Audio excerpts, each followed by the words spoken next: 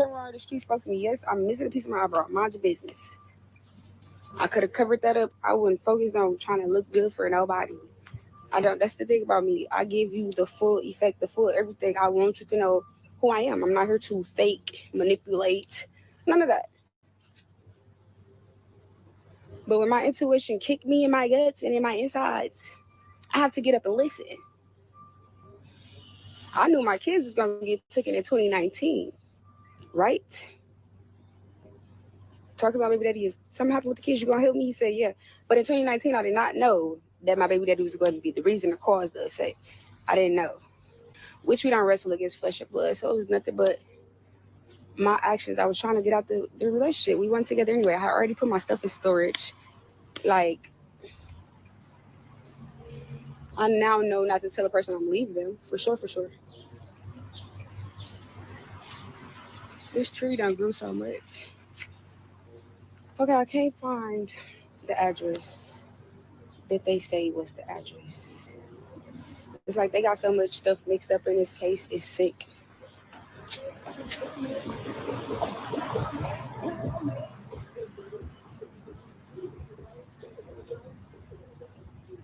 Then he like, we used to stay right behind them, and you used to go to that school too. And this is the school that I've been trying to figure out. I've been picturing this school, trying to figure out where it's at and everything.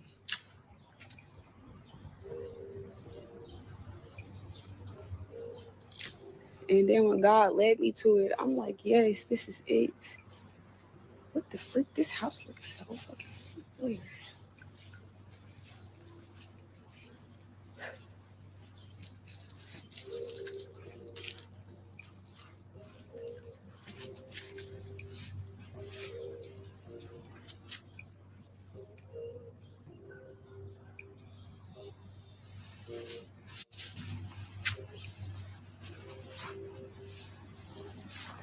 These motherfucking courts and covens is real.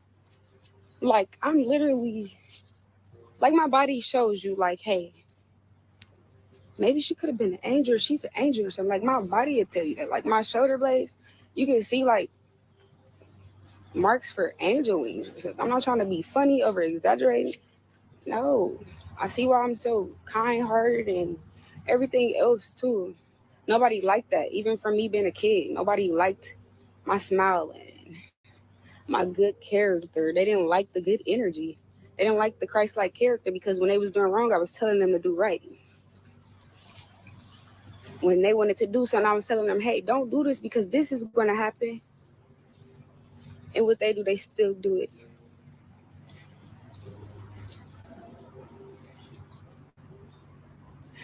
This street is high mount. The school is high mount. God said, look towards the mountains, which cometh your help. Y'all shouldn't have played. And it's a church. I'm going to play with the church.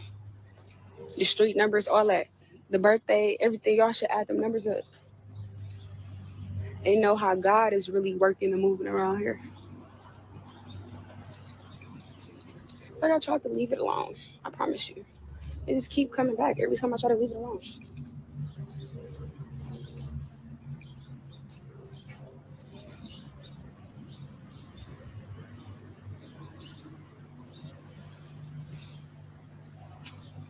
Then too, I wonder how long this police station been here back here. Like, how long have y'all been there?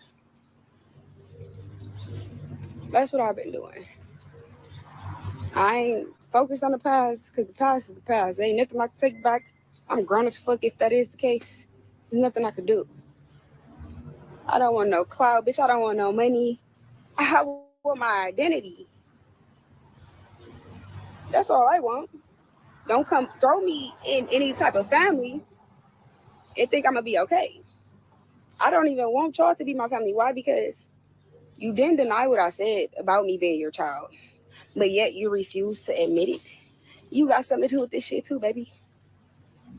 I still got my booty chin too. It's just duh, cause I'm growing. Trying to figure out where I got a booty chin from. Why I'm so damn hairy.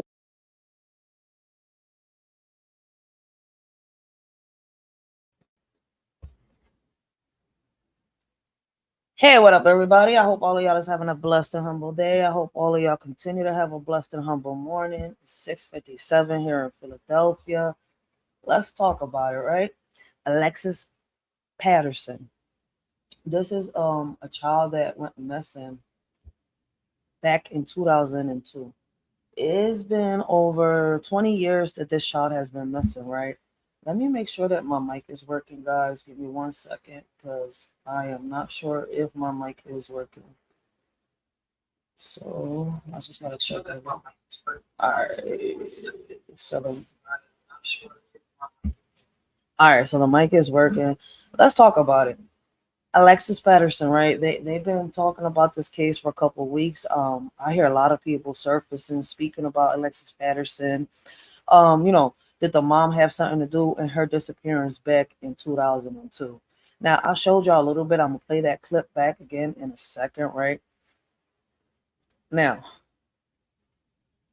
I don't know if a lot of y'all know about the case about Alexis Patterson. I was young back in 2002, right, when this happened. But I'm not going to sit here and deny, right? This was around the time where MySpace existed, right? Before Facebook, became so popular, before Facebook even came out, MySpace was out. I remember seeing a couple posts of this on MySpace and on Twitter.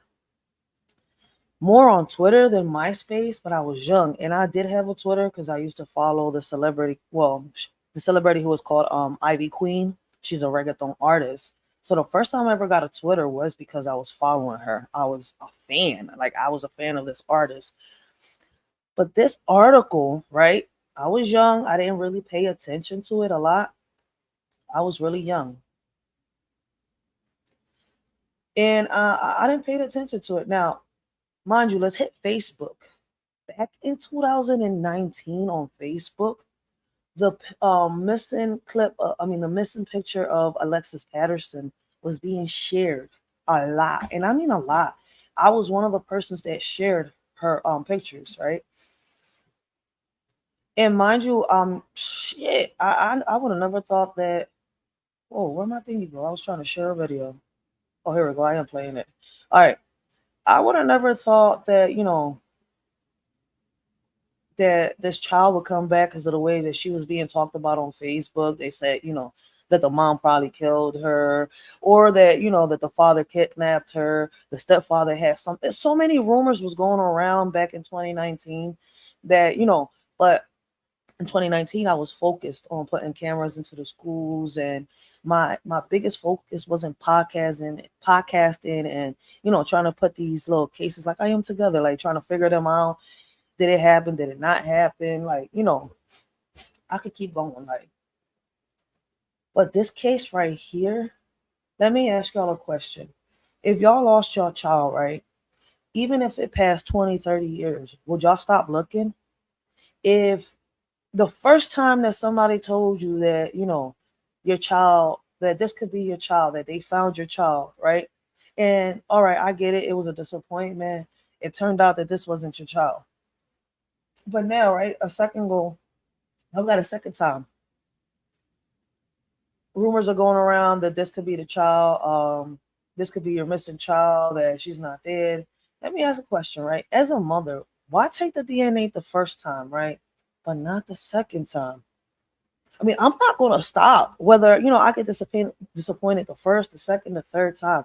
And I'm not saying this mother isn't wrong. Me, I'm just trying to figure it out.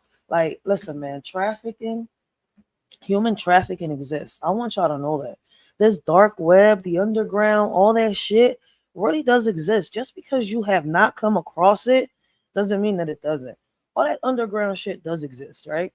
So when you hear about the dark web, you're gonna hear about, kids pornography. You're gonna hear about a lot of stuff that you could, get from the dark web. But mostly that you hear about the trafficking of kids, women. I mean, I can keep going down a little, but that's a topic for another day. So apparently, there are rumors that she could have been trafficked. So I've been looking deep into it, and there is going to be a part two to this live, guys. There's going to be a part two to this live, a definite part two. Um, because I'm a little confused, right? But let's watch this clip and then we're going to, review, we're going to react. I want to hear what y'all got to say. Did this mom have parts in her daughter disappearing? Could this girl that, surfaced after 21 years of being missing, could she be her daughter? That the stepfather or the father, that the stepfather have parts in it? Because I hear a lot of people saying that, ever since the stepfather died back in 2021, right? It's just a coincidence that ever since the stepfather passed away back in 2021, it's crazy how Alexis Patterson decides to pop up. Is able to pop up, able to surface. I mean, it's just so many crazy things. And why I'm bringing awareness to this, right? This girl went missing at the age of 7. We got little kids. So this little girl went missing at the age of 7 at a gas station, and nobody knows how. Nobody knows how. Then resurfaces 21 and a half years later. Let's watch this. Today marks 15 years since little Alexis Patterson went missing near 49th and Garfield. The 7-year-old Patterson would now be 22 years old.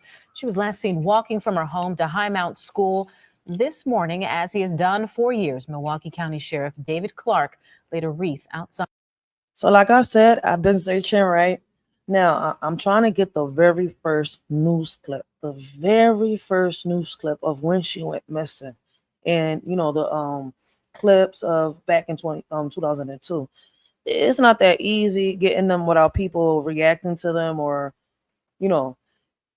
but people, I haven't seen nobody react to the very, very first news clip. If anything, the news clips that I keep hearing are, like this, 15 years later, 10 years later. I want to get the very first news clip in the articles of when she went, she went missing. So definitely there's going to be a part 2 to this. Gone to school in memory of little Alexis. However, her mother is confident she is still alive. I've always felt spiritually connected with her. Again, I know she's coming home. I don't have a doubt in my mind. The sheriff's office still offering a $10,000 reward for any information that leads to Patterson's return. Well, 15 years after Alexis. Blessings, Relis. How you doing this morning? Blessings, Nate the Great. Nate, baby. If y'all haven't checked out Nate, make sure y'all go check out Nate. Young Reyes is in the house. Make sure y'all go check out Young Reyes. Miss Arabia Barbosa, she's in the house. Make sure y'all go check out Miss Arabia Barbosa. She talks a lot about mental health topics and about current events that are happening around our community and a lot about her history. Go make sure y'all check her out, especially if y'all like learning different things. Peter Patterson disappeared. 2 figures remain at the center of the mystery. WTMJ Radio's John McCure has been investigating this, and he joins us with more. John.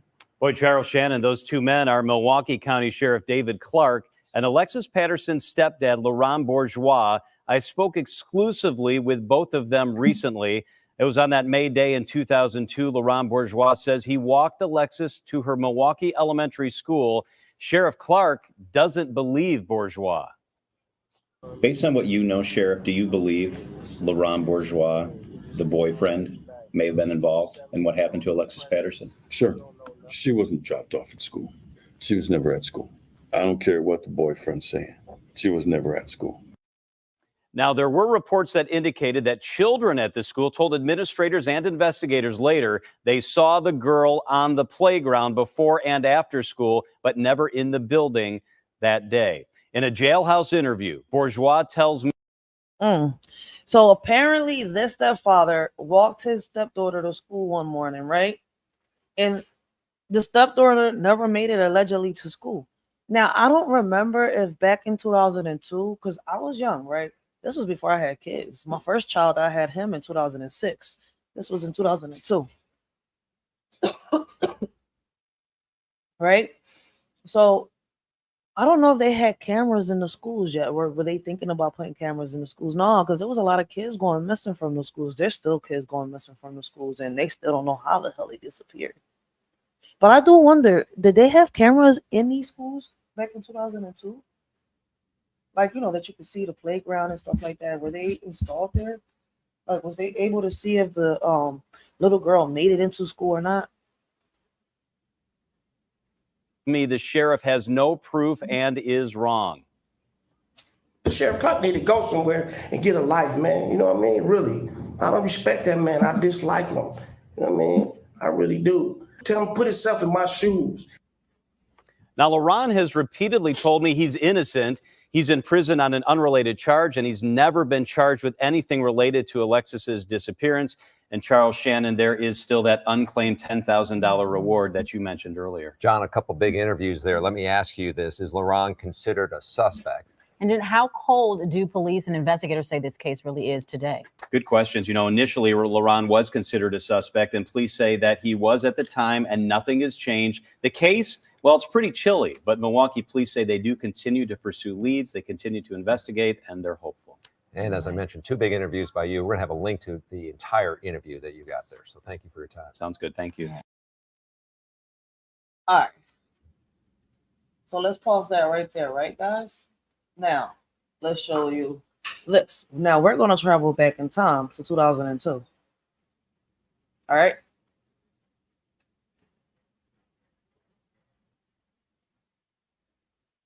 It also places a huge target on the backs of the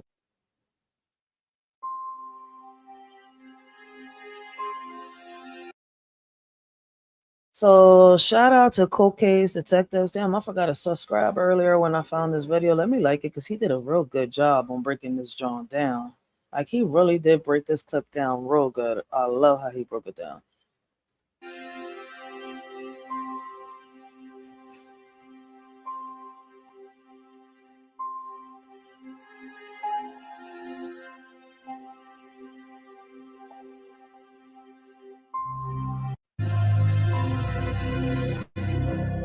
Alexis Patterson was a boundless ball of positive energy.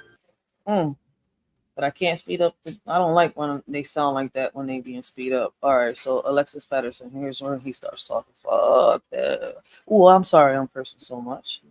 The following episode discusses sensitive topics. Viewer discretion is advised.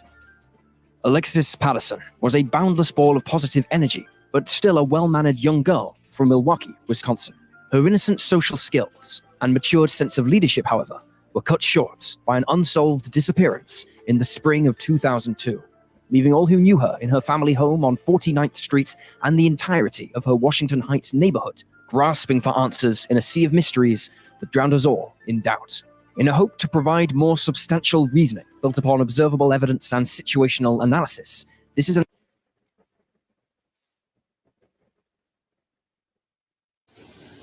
Copyright disclaimer. Under Section 107 of the Copyright Act of 1976, allowance is made for fair use for the purposes such as criticism, comment, news reporting, teaching, scholarship, education, and research. Fair use is a use permitted by copyright statute that might otherwise be infringing. Fair use allows limited use of copyrighted material without permission from the copyright holder for purposes such as criticism, parody, news reporting, research, and scholarships and teaching. Disclaimer. The views and opinions expressed on this video or any video, including the Writers for Life Brings You to Let's Talk About It podcast, do not reflects on the opinions of your shorty Racheal and the members of the Writer for Life podcast. Everything we talk about is allegedly and is our opinion. Our videos are not recommended for minors. Everything we talk about and do is meant for educational purposes and also entertainment.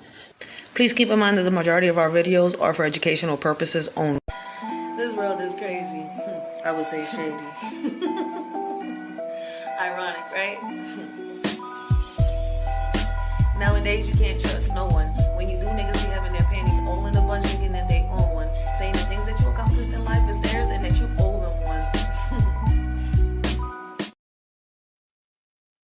in the spring of 2002, leaving all who knew her in her family home on 49th Street and the entirety of her Washington Heights neighborhood grasping for answers in a sea of mysteries. Me too. Me too, Nate. Doubt, in a hope to provide more substantial reasoning built upon observable evidence and situational analysis. This is an examination of the Alexis Patterson kidnapping in southeastern Wisconsin of the United States and the decades-long search to find the little girl that disappeared in the blink of an eye amidst a sea of other children. Wait, bestie, don't press that skip button. We are looking for motivated Hey, people to bestie. take online medical Yes, billing. I'm pressing the skip button. I don't like commercials. Like, what's up with y'all and all these damn commercials? Like, damn, give a shorty a break. Young girl from Milwaukee, Wisconsin.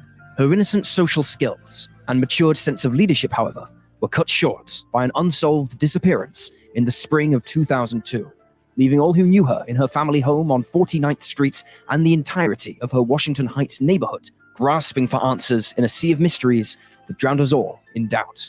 In a hope to provide more substantial reasoning built upon observable evidence and situational analysis. So, guys, this is the furthest I can get to the very beginning. Shout out to this guy who put this together. Like I told y'all, I'm trying to find the very first news clip, the very first interview. And heading back to 2002 is not that easy. Like, I don't know why I can't find the first news clip in the first interview that they had with the parent, or the mother and the family. Like, I'm really trying to find it. So if anybody finds that, John, man, my Instagram is down there. Y'all could DM me. My email is there. Y'all could email a shorty. Like, I really want to see them Johns. Like, but I'm not gonna stop. I'm gonna keep searching. Analysis. This is an examination of the Alexis Patterson kidnapping in southeastern Wisconsin of the United States, and the decades-long search to find the little girl that disappeared in the blink of an eye amidst a sea of other children.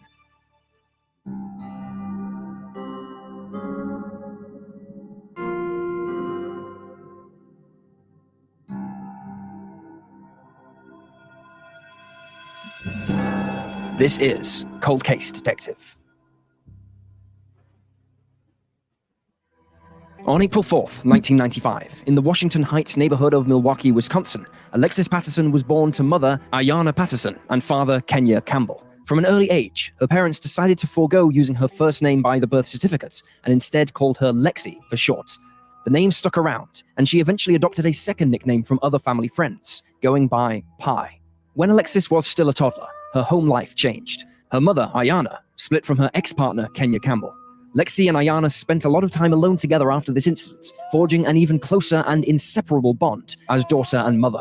Eventually, Ayanna met Laurent Bourgeois, a fellow Wisconsin native, and the two married around the turn of the millennium. As Alexis grew, she quickly developed a very lively and energetic personality. She was clearly talkative, ready to strike up a conversation with anyone who would lend an ear. She was also not bashful in public, accepting of strangers, but never to a dangerous degree. In other words, everyone would often say Alexis was just a lovely kid to be around, and many people both her age and older enjoyed being in her presence. In fact, a teacher at the Head Start program Alexis attended in her youth, named Benedicta Graves, once said to the Milwaukee Journal-Sentinel, "Everybody always wanted to sit next to her. She always had a beautiful smile for everyone." It comes as no surprise, Alexis was a beacon of brightness and hope in her tight-knit community in Washington Heights. In late 2001, Alexis welcomed a newborn sister to the world when Ayanna gave birth to another baby girl, this time with her new husband, Laurent. It was incredibly disheartening when, not too long later, the blessings and positive consequences in Lexi's life quickly changed to negativity and disappointment. While Alexis was never close to her birth father, Kenya Campbell, his run-ins with the law unfortunately cast a shadow over her too, specifically the legal issues surrounding a misdemeanor battery. In January 2002, Kenya Campbell was arrested and charged with both the misdemeanor mentioned and a misdemeanor. Damn, all right. So it's crazy, right? This was around the time that her, a little before this, she got with the stepfather, had a baby. So now she has now Alexis has a half sister. I am kind of curious. I heard a lot of rumors, right? The stepfather was the one that walked the shorty to school. Could the stepfather, have parts in it? Like, the mom is kind of like, I don't know. It's like I hear clips, right, of the mom saying that, she wants her, well, they call the girl Lisa, I guess now, Lisa, to be a part of her life, but she rejects to take a DNA test. Why do you refuse to take a DNA test? What if this is your daughter? I mean, this bail case. Jumping. A couple of months passed by, and Kenya was arrested yet again, this time for driving with a revoked license on more than one occasion. Another few months later, on May 1st, 2001, Kenya was further charged with a civil suit filed by the city of Milwaukee, asking Kenya to pay back a $7,500 damages fee for a crashed vehicle separate from Kenya's personal car. It is unconfirmed by multiple sources if Kenya posted a $100 bail to leave jail after the arrest for the negligent operation charge, or was held in prison until his release on May 6, 2002, as is according to law enforcement. This timing is absolutely critical information, however, because in the most tragic twist of them all, Alexis Patterson was kidnapped from her elementary school's property on the morning of Tuesday, May 3rd, 2002. So the dad was arrested. The only one around was the stepdad and the mom. was the mom getting tired, right? And the reason I'm gonna say that, right, when y'all done seeing this little documentary, I want y'all to hear what the sister gotta say. This is crazy. Like, yo, do y'all trust all women? Do y'all believe all women? Do y'all believe that a mother could harm her child and be like nothing after so many years?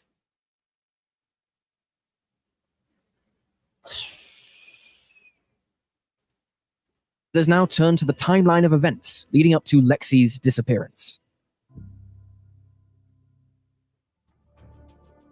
In mid-April 2002, about 6 weeks before Alexis went missing, her elementary school at the time, called Highmount Boulevard School, receives a series of letters written by someone warning the school of an unknown man who had tried to abduct a little boy in the near vicinity of the campus. Investigators attempt to track down this supposed man by keeping an eye on the Highmount Boulevard foot traffic. However, little is discovered by way of these letters. Just a week later, as April of 2002 came to a close, one of the Highmount Boulevard teachers witnesses an unidentified woman speaking to Alexis behind the school building. The teacher does not interrupt, however, she does mention it to her boss, as well as Alexis's mother, Ayana. Either that same night or on the following day, Ayana sits Alexis down to talk about the dangers of speaking with strangers. Alexis seems receptive to the lecture in real time, but quickly disobeys her mother's orders. 2 days after the teacher initially sees Alexis with the unidentified woman, she finds Alexis once again chatting with the same person behind the school. Again, the teacher speaks privately with Ayana, who grows increasingly worried about her daughter's bizarre behavior. Fast forward 7 days later, on Monday, May 2nd, 2002. Alexis runs an errand with her mother, and the pair go to the store. Ayana lets Alexis pick out a treat to share with her classroom the following day, and Lexi specifically chooses cupcakes for her friends. The next day arrives on Tuesday, May. Yo, I'm gonna rewind this back because I want y'all to listen to this carefully. Because when the sister talks, it's gonna get y'all to start thinking. Listen, okay? Disobeys her mother's orders. She does not interrupt, however, she does mention it to her boss, as well as Alexis's mother, Ayana. Either that same night or on the following day, Ayana sits Alexis down to talk about the dangers of speaking with strangers. Alexis seems receptive to the lecture in real time, but quickly disobeys her mother's orders. 2 days after the teacher initially sees Alexis with the unidentified woman, she finds Alexis once again chatting with the same person behind the school. Again, the teacher speaks privately with Ayana, who grows increasingly worried about her daughter's bizarre behavior. Fast forward 7 days later, on Monday, May 2nd, 2002. Alexis runs an errand with her mother, and the pair go to the store. Ayana lets Alexis pick out a treat to share with her classroom the following day, and Lexi specifically chooses cupcakes for her friends. The next day arrives on Tuesday, May 3rd, 2002, and Alexis wakes up like usual. She prepares for classes and goes into the kitchen for breakfast. Listen. Not too long afterwards, Ayana Patterson enters the room. She asks her daughter about her homework and discovers Alexis had never completed the previous night's assignment. So apparently this is the day that Alexis goes missing. And this is what the mom's story was, right? Apparently, to the media. Ayana Patterson enters the room. She asks her daughter about her homework and discovers Alexis had never completed the previous night's assignments, even though Ayana had asked her to do so. As punishment, Alexis is told she is no longer allowed to bring in the cupcakes for her classmates. Alexis shows frustration with her mother, but still goes to school, albeit begrudgingly. Around 8 a.m. that morning, Alexis leaves her home near the corner of West Garfield Avenue and North 49th Street with her then stepfather, Laurent Bourgeois. The Highmount Boulevard School, located at 4291 West Garfield Avenue, is only 1 block from Lexi's home, and she and Laurent arrive on campus in just a few minutes. Laurent then walks Alexis to the main crosswalk in front of the school and watches her cross it and march towards the school's playground, where she would sometimes hang out before classes begin. Laurent takes one last look at his stepdaughter before turning around and walking back to his house. This would be the last confirmed sighting of Alexis Patterson. A couple of minutes later... Yo, I'm not going to sit here and lie. That story, that little story right there in particular is a little sus. All right. He takes Alexis to school that morning, drops her off, makes sure that she allegedly gets in. But everybody in the school says she was never either in the school playground or in any classes, right? He turns around and takes one last look at his stepdaughter. He turns around and takes one last look at his stepdaughter. Who says that? I turn around and take one last look. Nah, man. listen, man, I turned around, I made sure that my daughter goes into this school and I go home. I make sure that she's with a teacher, something. But he dropped her off, made sure she walks in, takes one last look at his stepdaughter, is what was said. Where she would sometimes hang out before classes begin. LaRon takes one last look at his stepdaughter before turning around and walking back to his house. This would be the last confirmed sighting of Alexis Patterson. A couple of minutes later, a few different students at Highmount recall seeing Alexis sitting on the playground by herself, apparently upset and crying. However, this information is not shared until future interviews by police. As the day of May It wasn't shared until future interviews by police. How far was it shared? How long after, they was investigating was this shared? 3rd trudges forward. Alexis does not make an appearance at any of her classes, at recess or at lunch. However, she is simply marked with an unexcused absence, and teachers carry on with their lectures. At around 2:55 p.m., Alexis fails to return home from school, and her mother, Ayana, is immediately suspicious. It is only 242 steps to make it from her front door to the front steps of Highmount Boulevard, and Alexis had no appointments after school. Ayana is initially stricken by the news, without any idea of why her daughter wouldn't have shown up to class. Not long afterwards, at precisely 3 p.m., Ayana knows something is wrong and runs down the streets to the school building. A few minutes later, Ayana is able to track down school administrators, who tell her that according to Lexi's teacher, the 7-year-old never attended a single class that entire day. Ayana questions why none of the teachers or other staff members informed her of her daughter's absence, mainly because Alexis had achieved perfect attendance with straight A marks across the board, and her missing presence would not have gone unnoticed. When traces of Alexis can't be found on school grounds, Ayana then ventures to her grandmother's house, also in close vicinity to Highmount Boulevard. She, too, hasn't heard from Alexis that day, and leaves Ayana with no other option but to contact law enforcement. Thus, a few minutes past 3 p.m., and Ayana calls the local authorities to report Alexis Patterson missing. Within the hour, the Milwaukee Police Department arrive at the Patterson residence and conduct a formal search around the area, including the school grounds. At first, both investigators and Lexi's own parents believe the situation to be that of a runaway child. So back in 2002, they didn't have cameras like in the schools in the front to see if the parents and all that. When did they start installing cameras in these in the front of these schools? Because I do know that I'm somebody that's fighting to get cameras in each and every one of these classrooms in these schools and stuff like that because of the incidents that are happening, the bullying, and much more. Right? I do know for a fact they got cameras in the hallways, in the main office, and in the front doors when you come in. Some schools got them in the schoolyard, not all schools. Some schools. But in 2002, did they have cameras in these schoolyards? Did they have them in the front of the doors like they do now? Because I know they've had them in front of the door and in the hallways for a minute already. And I'm not sure when they started that, but I know it was in the 2000s. So, and I do know that they started doing that because of people leaving the schools without kids that wasn't theirs and the missing kids, right? Allegedly, that's what they say. That's why they started installing them cameras and all that stuff for more security for the kids, blah, blah, blah. I'm just trying to, make it more stricter and go a different way about it because there's still kids going missing. There's kids that are getting, that are dying, suicide, like they're getting killed in front of these schools. Stuff is happening and we don't know what the hell is going on. Kids that are being bullied are being arrested while the aggressors are, being not dealt with. I mean, I could just keep going, but that's a topic for another live. Back in 2002, they didn't have no cameras at all, like that they could see what happened. Not even at a grocery store, somebody that, I don't know, like were detectives doing their jobs? Because this is odd. Anna and LaRon both feel there was a real possibility of this being the case, as Alexis had left the house frustrated regarding her incomplete homework and the cupcake ordeal. The initial search was designated as Grid for Grid, with the first focus being on all In 2002, I didn't have a kid. I think in 2002, I was probably like, if I'm not mistaken, I was probably like 12 or 13. If I'm not mistaken. I ain't have no kids yet. I was just a teenager, a preteen. A baby. I was a baby having a baby, but shit, I was way younger. At 13, Dora just came out.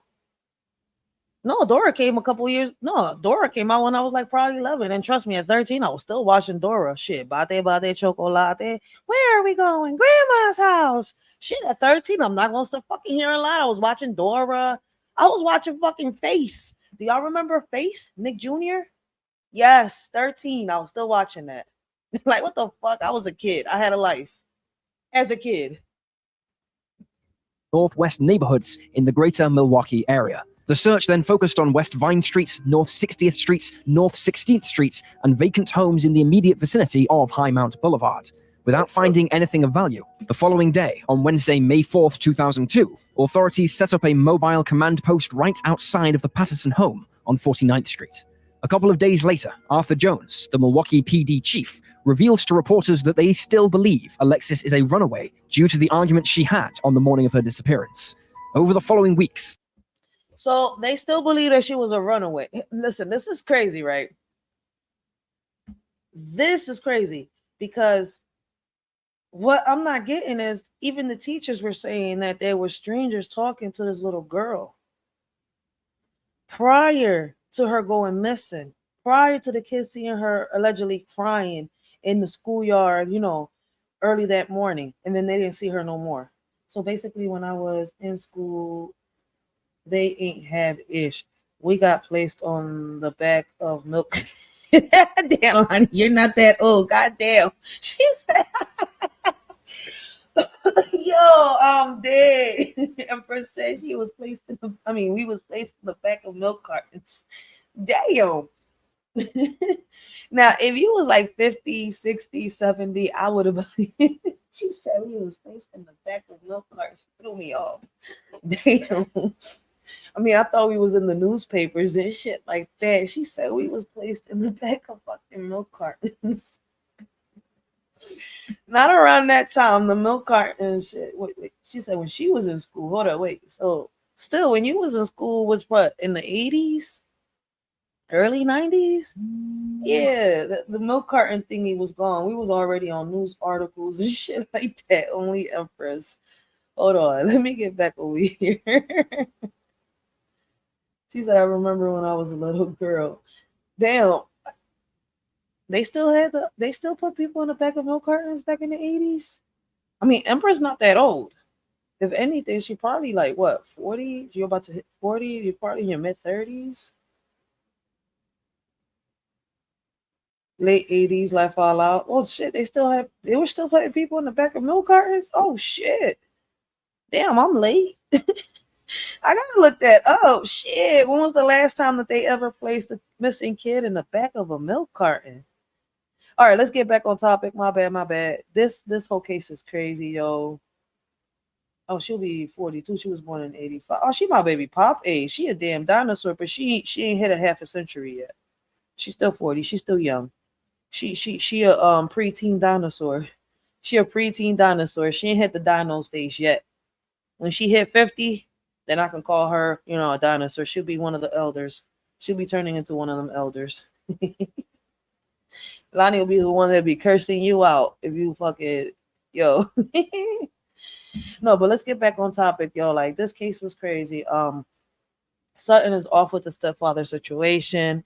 I see how they completely ignore how the teachers were saying that, that there were strangers talking to the little girl prior to this incident. Like, I don't know. I would have been more head pressed on who was talking to this kid. Could this child have known them at the age of 7? It wasn't the mom. It wasn't the dad. Like, mom was told about it, and I don't see the mom pressed on, speaking to the media. Like, who was this lady that was speaking to my child in the school that I don't know about? But maybe I'm asking the wrong questions. I think I am asking the right questions.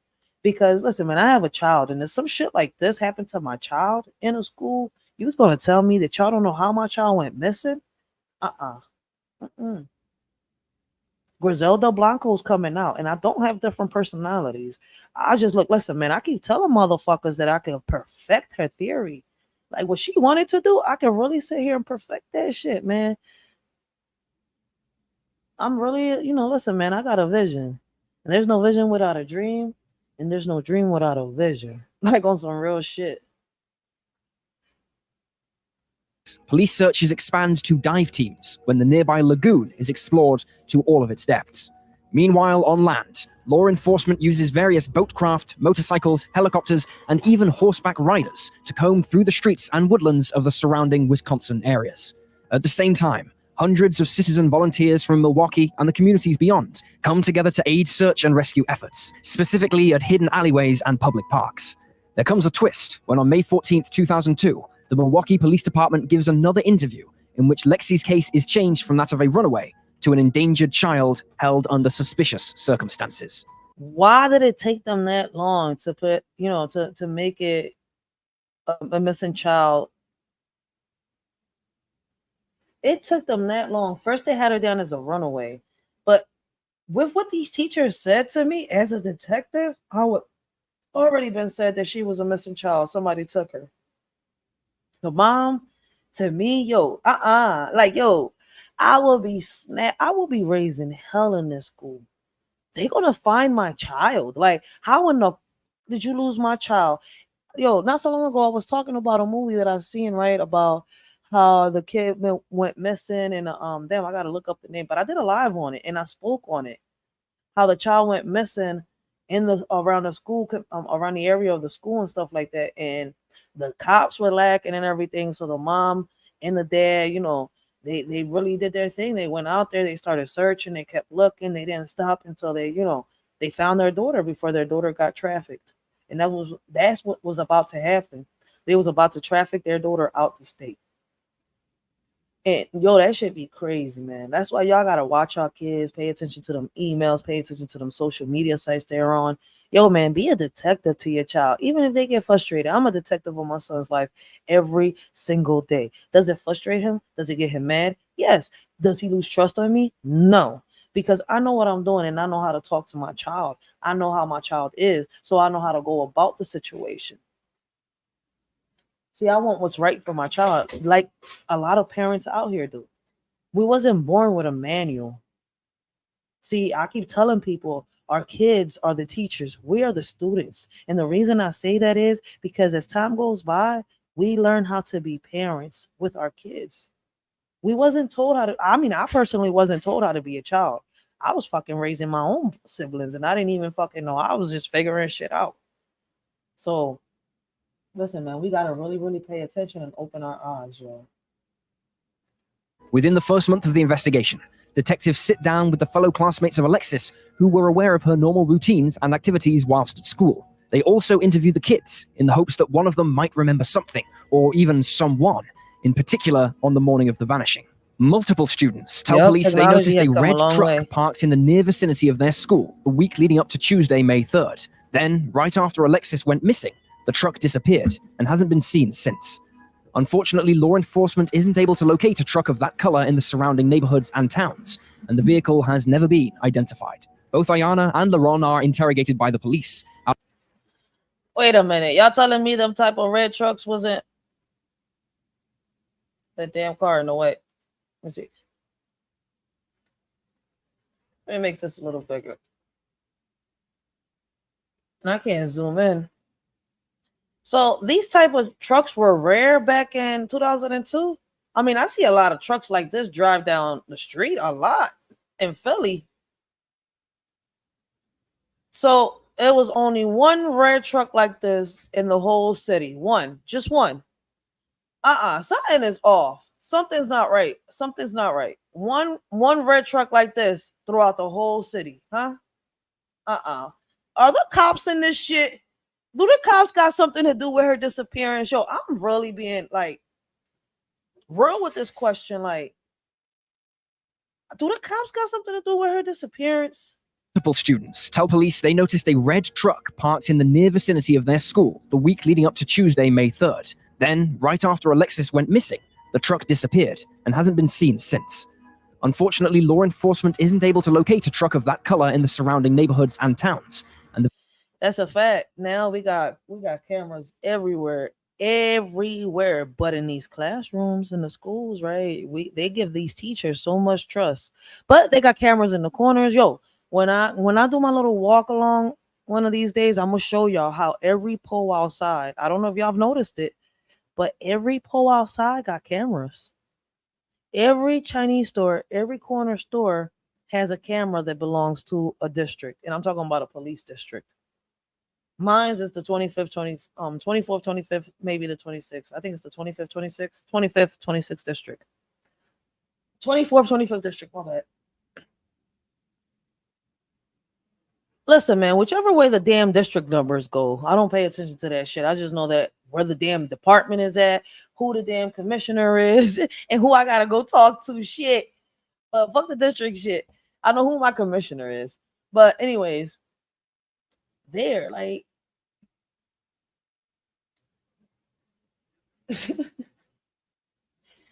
I'm stuck. Do these cops got something to do with this shit, yo? Because a lot of these cameras nowadays do belong to them. And it's, yo, pay attention, y'all. Pay attention when y'all go into the store. I don't know where you're at, whatever city you're in, whatever county you're in. It'll tell you you're being, you know, the camera is on and that it belongs to whatever district the police department is in that little community or area. And yeah, there's a lot of districts and they go, you know, by communities.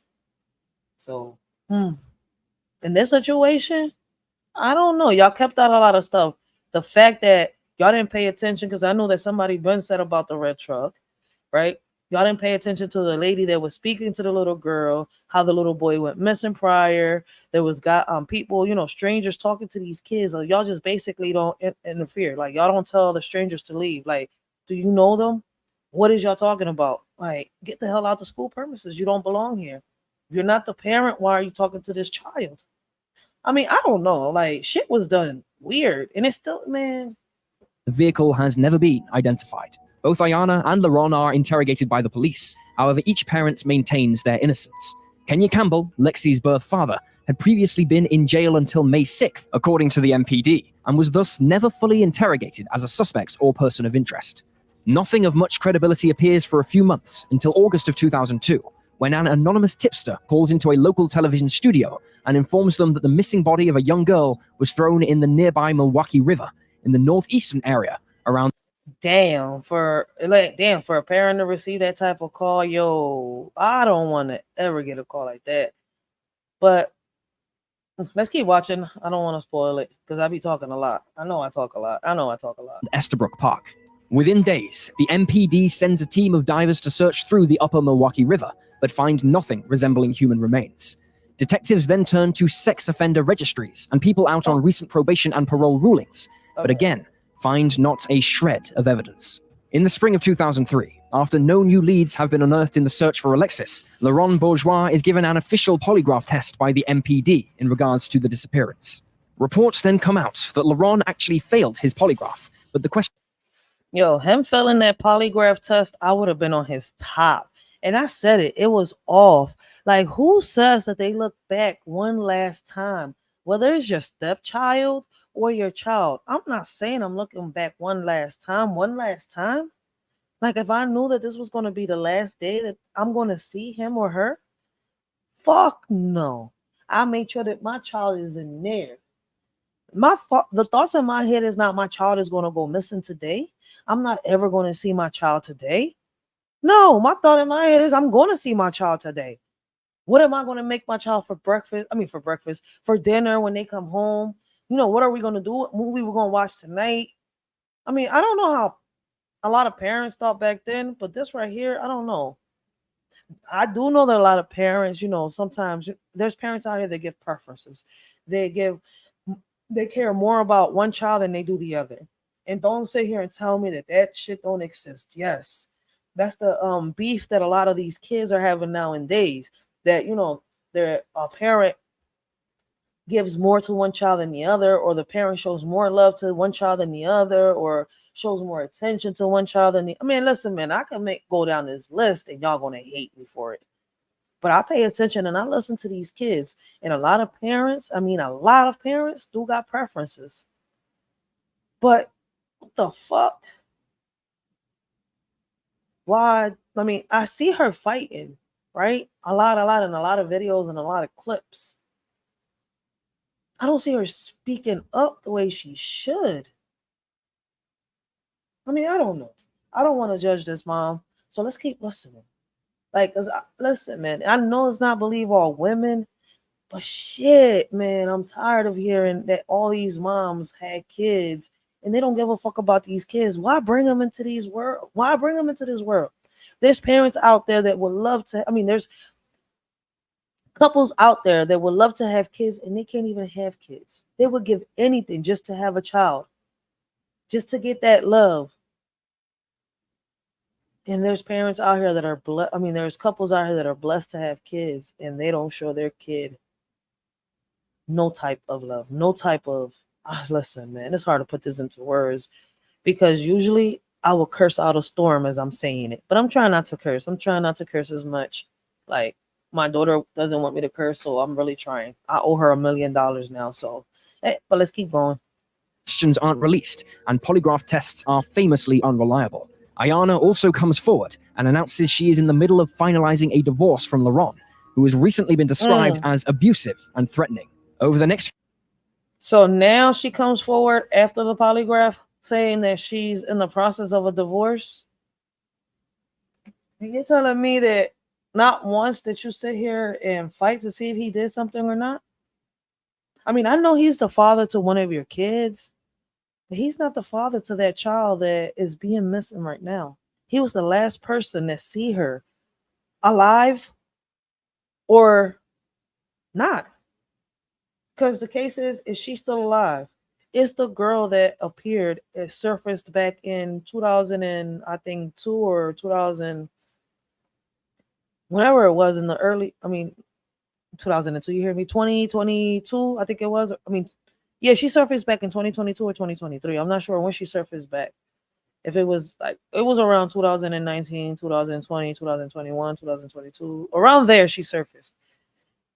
But I think the stepfather passed away first, from what I'm hearing, then she surfaced. That's what seems crazy to me. Like, I don't know. I'm just questioning this case, yo. And for a man not to be the father of my child, to be this sus, you think I'm gonna be this calm? No, man, not until justice prevails for my child. Few years and beyond, both Lexi's blood father and stepfather go in and out of prison for various crimes. One in particular, in 2013, sees Kenya arrested for beating his new 8-month-old daughter. Oh, wow. In all the years leading to the present day, authorities have interviewed... Whoa, her real biological father ain't shit either. He got arrested for beating his 8-month child? Who the fuck beats... Yo, I was trying not to curse, my bad. Who beats an 8-month-old child?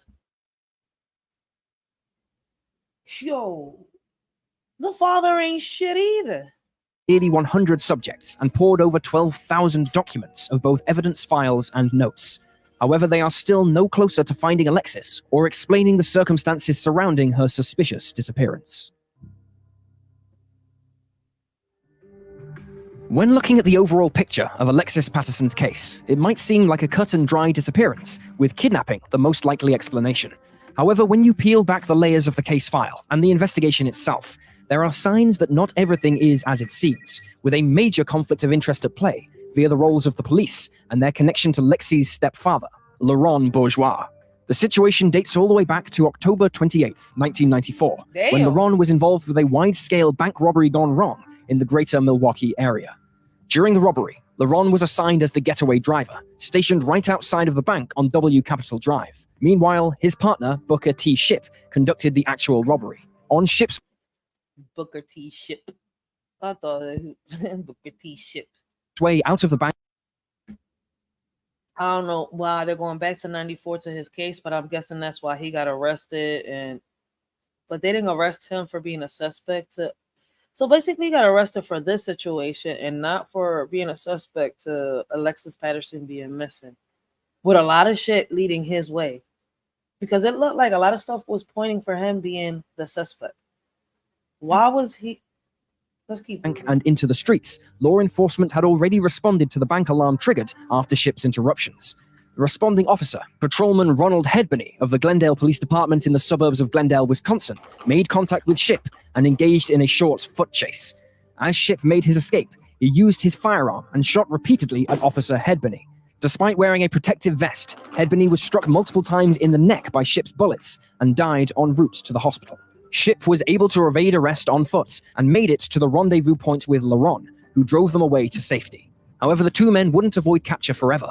A few months later, Ship was arrested for yet another armed robbery attempt, and LaRon was brought in as well. Prosecutors ended up striking a deal with LaRon, who was granted immunity if he testified against the shooter himself, Booker Ship. So, while the man responsible for killing the police officer was put behind bars, his accomplice was not. Sure, LaRon worked with the authorities to help them arrest their number one target, but that doesn't mean the entirety of the Milwaukee Police Department and surrounding agencies didn't look at LaRon with disdain and disgust. Fast forward to the early days of the investigation into finding Alexis Patterson. Both Ayanna and LaRon are interviewed separately by the MPD, and were given polygraph tests in addition to the formal interrogation. We all know polygraph tests aren't admissible in a court of law, but are heavily utilized by law enforcement when conducting criminal investigations or other high-profile cases, such as missing and runaway children. The results of these two polygraph tests is where the real suspicions begin that something may be unsettled in the heart of the Milwaukee Police Department. At first, none of the polygraph test results are released, either to the general public or to Ayanna and LaRon themselves. It was by no means illegal to withhold results, and sometimes detectives fear results can impede their investigations if persons of interest are given the information. This time, however, the results were handled very differently. After first withholding the data, Milwaukee police eventually leaked the test results to the local media stations, stating that Ayanna had passed her polygraph, but her husband, LaRon, actually failed. At the time, LaRon immediately denied the media's newfound reporting. He properly stated that he was never informed of the results himself, but he was 100% certain he had nothing to do with his stepdaughter's disappearance. While LaRon did his best to maintain his innocence, despite living in a country that prided With all the evidence his way, yo, I would have I don't know. Shit just don't add up. itself on the moral obligation of innocent until proven guilty, the MPD linked to the media That's a did the fact. damage it was probably intended to do to LaRon. He was seen as a strong suspect in the eyes of the public, due in part to the rumored failed polygraph, as well as the spotlight now shining on his criminal history and arrest records. Even Ayanna wasn't spared the leak's negative impact. In 2016, she lost faith in both the MPD and the FBI when both organizations hung the unknown test results over her head. I mean, as a parent that doesn't know what happened to my child, I would lose faith too in the NYPD. Wait, did she say NYPD? Well, whatever, the police department. If they slacking and it took them this long to try to find my child, if she did get human trafficked, she'd be out the state already. Look how long it's taken them. But the mom is suspicious to me too. I don't see her fighting as hard as a mother should. But then again, listen, man, I be trying to give a lot of moms benefits of the doubt. I be trying to give them benefits of the doubt because, damn, you brought this child into this world. Why would you want it to suffer? But I've learned the hard way, shit, man. It's not believe all women. When she was convinced she found proper evidence to her daughter's whereabouts. Despite the leak initially stating Ayanna had passed, those in charge of her records would not confirm nor deny the actual results of the 15-year-old polygraph. While the situation at large doesn't necessarily mean the police are at fault for Alexis going missing, it's hard to shake the feeling that... But why did they hide the polygraph for so long? Why? I mean, I am questioning. And then when you look at her right here, damn, the lady that resurfaced kind of does look like her. Damn, this is crazy. I'm pausing it right here and I am looking at the missing girl, the missing woman that just resurfaced. And she kind of does resemble the mom. Kind of when the mom was younger. So I'm thinking this is when the mom was younger. Yeah, because they got the little candles up and stuff. Damn, lady, if you're refusing to really get that DNA test done right now, while she's asking, well, back in 2023, when they was asking for it, I don't know.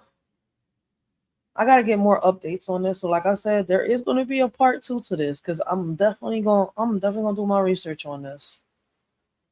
The leak of LaRon's polygraph test results and the way Ayanna was patronized were digs at LaRon's previous run-ins with the law, specifically the death of Officer Hedbony.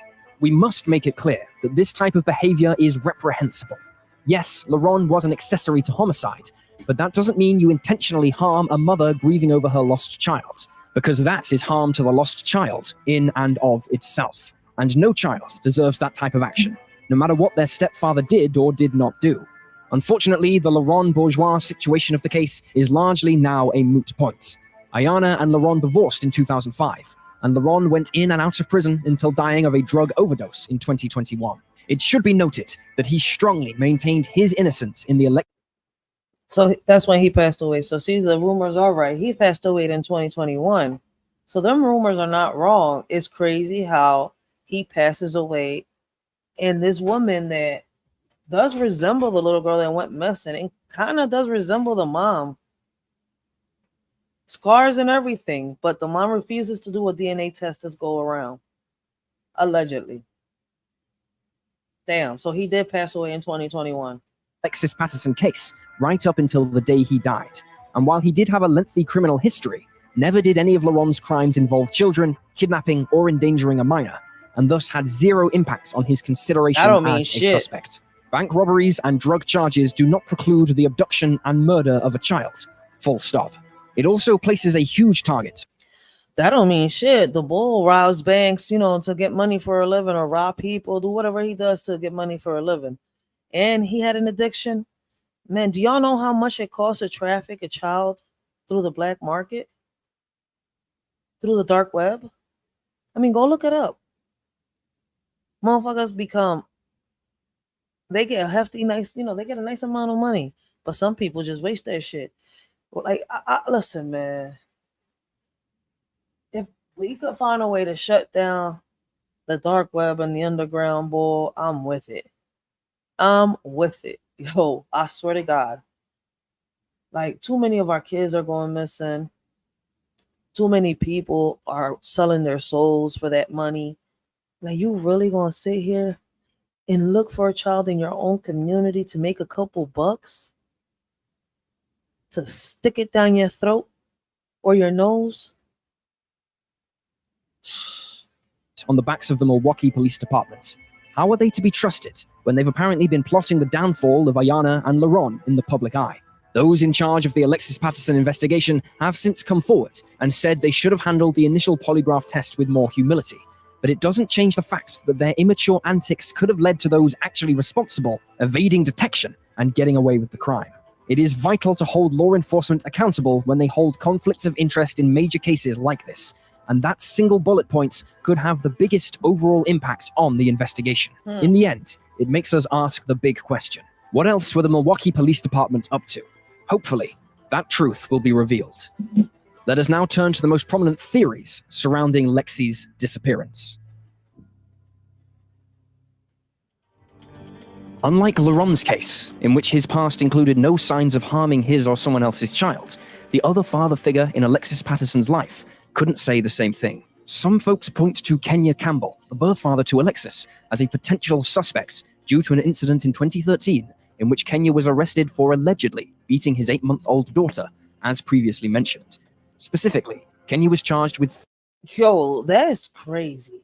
What would make a mother, what would make a father 8 months? What can a baby do that bad for a parent to beat their 8-month-old baby? This baby can't walk. This baby can't talk. I mean, they're probably just learning how to really walk or crawl, some babies.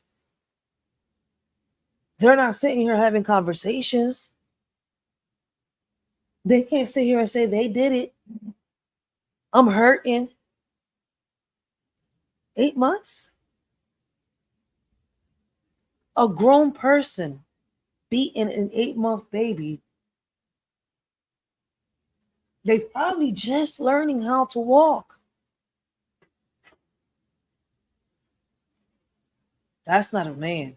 And a woman that, that's they call a mother that does it, that's not a woman either. That's not a mother. That's not a father. He ain't shit either. He ain't shit. He wasn't going to be there. He wouldn't have helped her.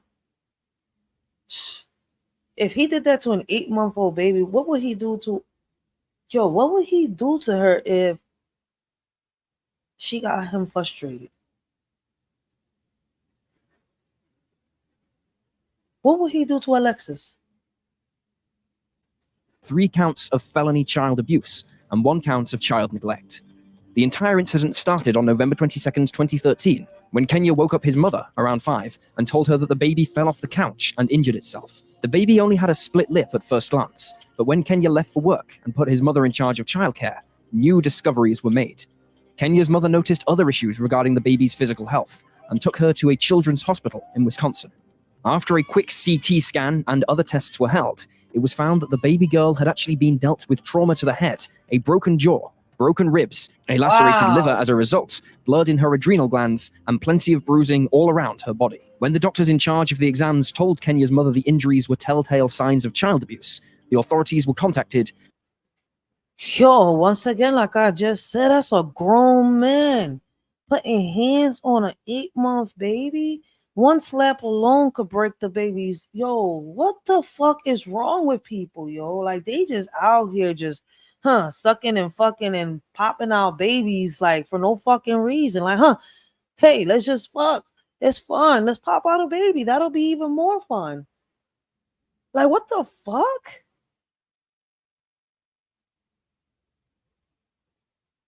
Like, when you have a baby, when you have a child, your life is not yours no more. Like, and a lot of people are not meant to be parents.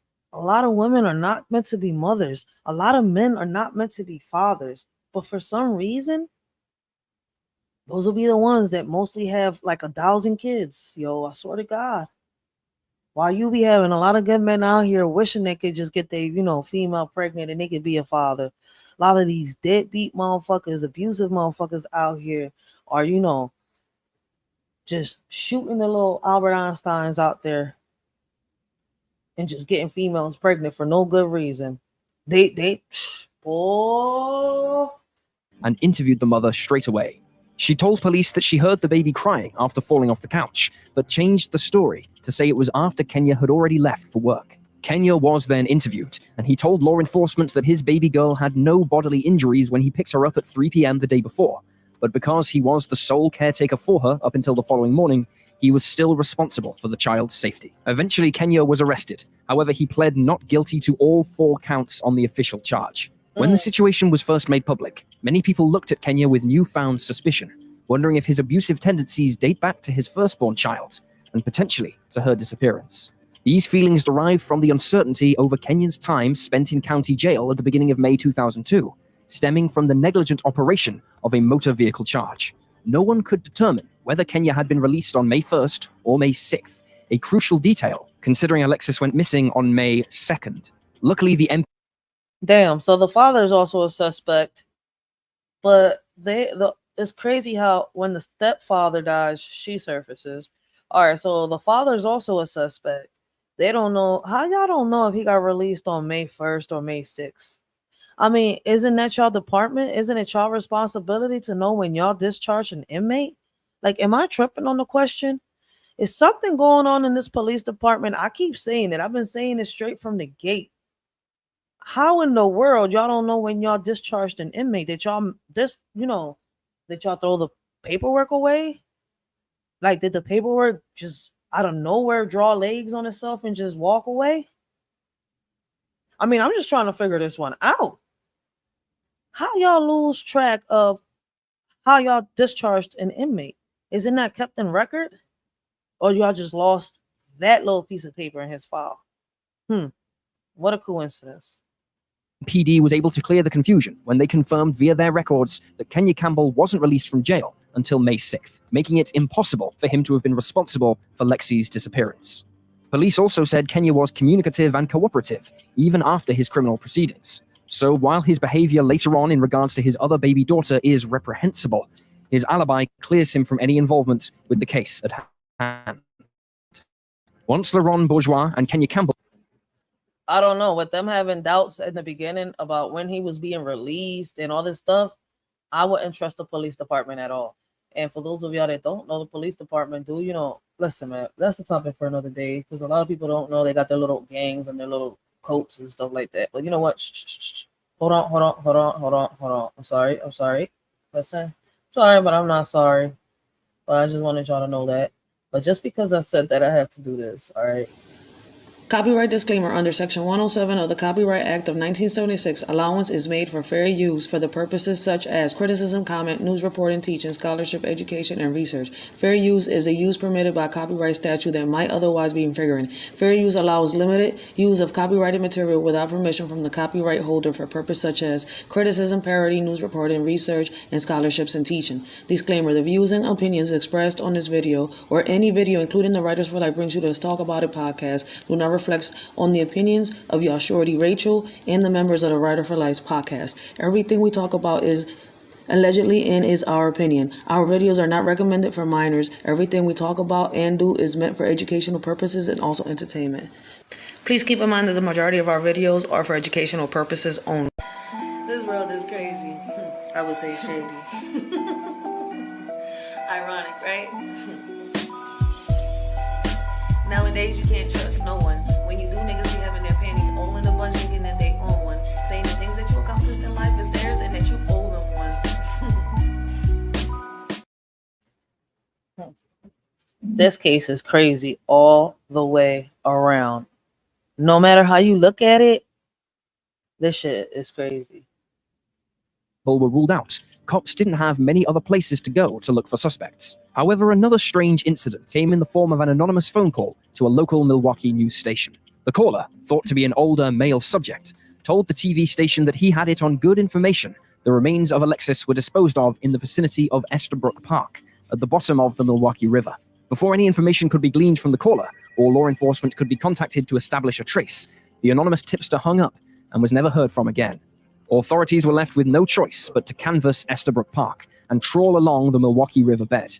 After a couple of days of dive teams devoting hours upon hours into the search, the MPD found nothing, making the caller an obsolete data point. Yet something about this call doesn't sit well with us. While odds are that it was nothing more than a prank done in bad taste, there's a part of any sensible person who wonders if the caller could have been a perpetrator playing games with law enforcement, teasing them with what could be, only to lead them astray. Could it have been a ploy by the perpetrator to buy time and escape the greater Milwaukee area? Could the man on the other end be the man who snatched Alexis Patterson? You could dig even deeper and ask the question, could the man who called the news station be somehow related to the prisoner who entered the investigation 1 to 2 years later? The situation came to be in either 2004 prisoner? or 2005, as reports are unable to clarify exactly which year it took place. He said prisoner? What prisoner? Wait, what prisoner? What prisoner? You're not gonna get away with that. What prisoner? Wait a minute. Y'all talking about the dad? Milwaukee River bed. After a couple of days of dive teams devoting hours upon hours into the search, the MPD found nothing, making the caller an obsolete data point. Yet something about this call doesn't sit well with us. While odds are that it was nothing more than a prank done in bad taste, there's a part of any sensible person who wonders if the caller could have been a perpetrator playing games with law enforcement, teasing them with what could be, only to lead them astray. Could it have been a ploy by the perpetrator to buy time and escape the greater Milwaukee area? Could the man on the other end be the man who snatched Alexis Patterson? You could dig even deeper and ask. So if y'all believe that at that point, did y'all, order for all trains, for all trains to be checked? Did y'all order for the airplanes, all, little points? How can I say, stop points for them to make sure that this child doesn't leave the area, the state, or some shit like that? I mean, did y'all make sure that y'all secured all them areas, call it in, so that they wasn't able to leave the state? I mean, you know what's crazy? Like, yo, shit like this gets you to start thinking. Who could be corrupt in the police department and who isn't? Can you trust the police department? But all the stuff that I see happening, nah, I don't trust the police department. Not me. The question, could the man who called the news station be somehow related to the prisoner who entered the investigation 1 to 2 years later? The situation came to be. Blessings, be encouraged with Marissa. How you doing this morning? If y'all haven't checked out Be Encouraged with Marissa, make sure y'all do. Great conversations, great topic show. Marissa, you can leave your link there so people can go check you out. Yo, this case, like, to me, man, I feel like the stepdad is a suspect. I feel like the dad is a suspect. I feel like the mom is a suspect. Could they have had parts of this little girl going missing? Did everybody get paid? Because, yo, this shit is crazy. In either 2004 or 2005, as reports are unable to clarify exactly which year it took place, when a prisoner at a nearby Wisconsin institution came forward with information that the remains of Alexis Patterson were taken down to the southern region of the United States and buried around a major metropolitan area. Detectives immediately responded to the tip and tracked the lead all the way down to an abandoned home in the Baton Rouge area of Louisiana. Unfortunately, nothing of note was discovered at the empty structure or under the ground surrounding the home. The prisoner's info was all but a dead end. It's fair to wonder if the prisoner is the same person who called up the local news a couple of years before with a similarly misleading tip. It should be stated that false calls like this are seen in cold case investigations across the world, specifically when a missing person is involved. However, this case didn't receive the media coverage or public awareness that most missing person cases do. That's It what happened makes it around the same weird. time as the disappearance of Elizabeth Smart in Salt Lake City, Utah, in June of 2000. That's what makes it so weird, because they say that the police department held a lot of information, a lot of it. So it kind of makes it, yo, man, yo, pay attention, people, pay attention and listen. Thus, it's not out of the realm of possibility for the same prankster to become obsessed with this little-known case and mess with the investigators on multiple fronts. The other major player in the case, who is yet to be fully analyzed by the public, is the unidentified woman who was seen talking to Alexis behind the school in the weeks leading up to her disappearance. Then there is also the man who was reportedly attempting to kidnap a child from the High Mount Boulevard campus earlier that same month. We really don't have much new information regarding these persons of interest, but we pray they were tracked down and ruled out of the case by the MPD. If you know anything about the person speaking to Alexis behind the High Mount Boulevard school building in the spring of 2002, or the person responsible for the alleged... Did he just say, if you know? I mean, I know that. I was going to say, I'm like, yo, I don't know nothing. But how in the world they haven't figured this out yet? Let me ask y'all, man, one more time. If somebody resurfaces out of nowhere and says, yo, I'm the missing child that's on them posters, as a parent, would you not really want to know? All these suspects. I mean, Empress is right though, because on some real shit, technology has come a long way. Because I do know for a fact now we got cameras, they can see the schoolyards, not all schools, but a lot of schools. You can see, the entrances of the schools, when people are going in and out. You can see in the hallways. One thing that you can't have, you can't see is in the classrooms where all the bullshit be happening. But, a shorty's fighting to get them cameras in there too. We got cameras everywhere. Why the hell can't we have cameras inside these classrooms? But everything's been sus from the beginning. Like they ignored the fact that, those people was talking to these kids. They ignored the fact that there was a red truck. They ignored the fact that, the lie detector said something was off with the stepdad. Then they was playing around with, the paperwork with the real father, talking about he was probably discharged somewhere around May 1st to 6th, but they don't know how the hell you don't know when the hell y'all discharge a goddamn prisoner. Like that right there makes no sense. A lot of shit is off on this case. Like there's so many red flags, and I'm seeing it also in the police department. That's the crazy part. Who can you trust when a child goes missing? Nobody but yourself. Like in that movie, the parents said, fuck the police department. A lot of parents got together and they all started searching. And guess what? Them searching, they came out with results better than what the police department did. Make that one make sense, guys. Protect and serve. Kidnapping 6 weeks before Alexis went missing. Now would be the time to come forward. The last remaining person of interest in the case of Alexis Patterson is definitely the most fascinating, as some people, including Ayanna Patterson herself, believe they have found her missing daughter in the small, sleepy suburb of Bryan, Ohio. The situation arose in the summer of 2016, when a reporter knocked on the front door of Ayanna Patterson's home and showed her a picture of a woman named Lisa from Bryan, Ohio, a small town in the northwest region of the state. Lisa bore a striking resemblance to the age-progressed photographs of Ayanna's missing daughter, and both the reporter and Lisa's ex-husband, a man by the name of Joshua Miller, felt she could be Alexis Patterson under a new identity without ever knowing. Lisa did not have any concrete memories of her life before the age of 10, without a birth certificate or any sort of documentation to prove where she came from. Lisa and Josh met in 2009 and had a child together. All right. So she resurfaced in 2006. Oh shit, my screen had disappeared for a second. I'm like, what the hell just happened? So she resurfaced in 2016, not 2021, like a lot of people are saying. So I'm glad I'm watching this whole documentary all the way with y'all.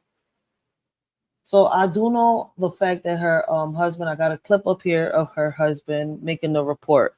So I didn't know it was in 2016. All right, bet. So I'm glad I'm watching this documentary because now I could do a little deeper research into it. So 2016 was when she resurfaced, not 2019 or 2022 like a lot of people are saying. So I was going about it with the wrong dates. Now I'm about to go search it up with 2016 and see what can I get on my search results. Together within their first couple of years. Lisa already had a kid from a previous relationship, but the conjoined family started off promising. Unfortunately, the marriage ran its course rather quickly, and in 2013, the couple divorced after only 4 years. That wouldn't be the end of their story, however. When Joshua saw the age-progressed photos of Alexis at age 17, he saw a striking resemblance to his ex-wife and started his own amateur investigation. At the time, he and Lisa were engaged in a custody battle over their son, but that didn't stop Joshua from diving deeper. He remarked about the inconsistencies with Lisa's upbringing, as we previously mentioned, about how she had told him when they first met she was born on Valentine's Day in Central America. Yo, this husband really cared about his wife that he went this far out. Like, yo, I don't see a lot of men do this. Would y'all do this for y'all wife? If y'all notice, like, you know, if you had a fiance, a girlfriend, or a wife, and you know that she doesn't remember her past, right? And she's been allegedly adopted or, you know, in foster care or has been, I don't know, I guess homeless. I don't know what their conversations was or what she told him. But if you notice that there's a child that's been missing for so long and there's a resemblance to the person that you married as a man, would y'all go as far as this man did? Yo, shout out to this man, yo. Because if it wasn't for him, a lot of people right now wouldn't be trying to put this case together and trying to solve if this is really the missing girl. Now, the mom, I don't know. The mom, I'm a little confused. Some videos, I have a video here saying where she says she wants to do the DNA, that she allegedly did the DNA, but there's video surfacing where they're saying that she has refused to do the DNA, and that's why they can't, you know, tell if she is the daughter or not. We're in 2024. This shorty resurfaced in 2016. Damn, let's keep going. Before being abandoned by her birth father and brought to the United States, and then California by her birth mother and stepfather 12 years before, sometime in the 2000s. Yet Joshua couldn't let go of the fact that Lisa had a birthmark similar to Alexis in the exact same spot on their bodies, as well as multiple other matching details. Eventually, the similarities were too great to comprehend without further analysis, and Joshua submitted his theory to his ex-wife herself. Lisa was surprised by the developments, but actually reacted with empathy for Ayanna and the entire Patterson family, and agreed to a DNA swab by law enforcement. In the meantime, Lisa attempted to research more of her own ancestry. She got as far as nailing down her birth location in Central America and ordered a new birth certificate from her country of origin.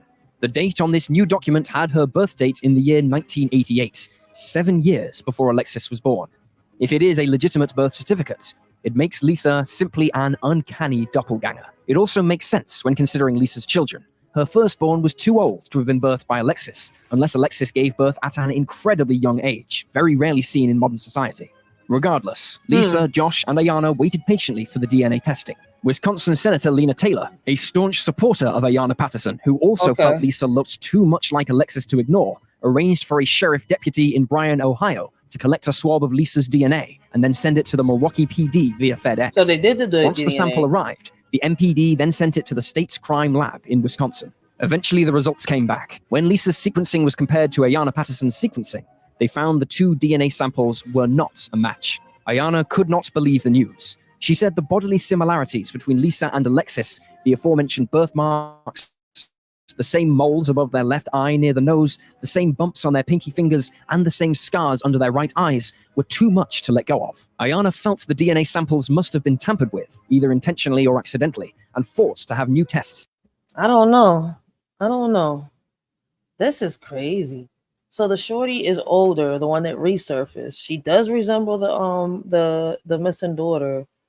The mom, okay, so the mom, this is the clip that I have, and that's why I was saying it confuses me because the mom is saying something completely opposite from what a lot of people are saying. Ooh. Could she have sold her daughter?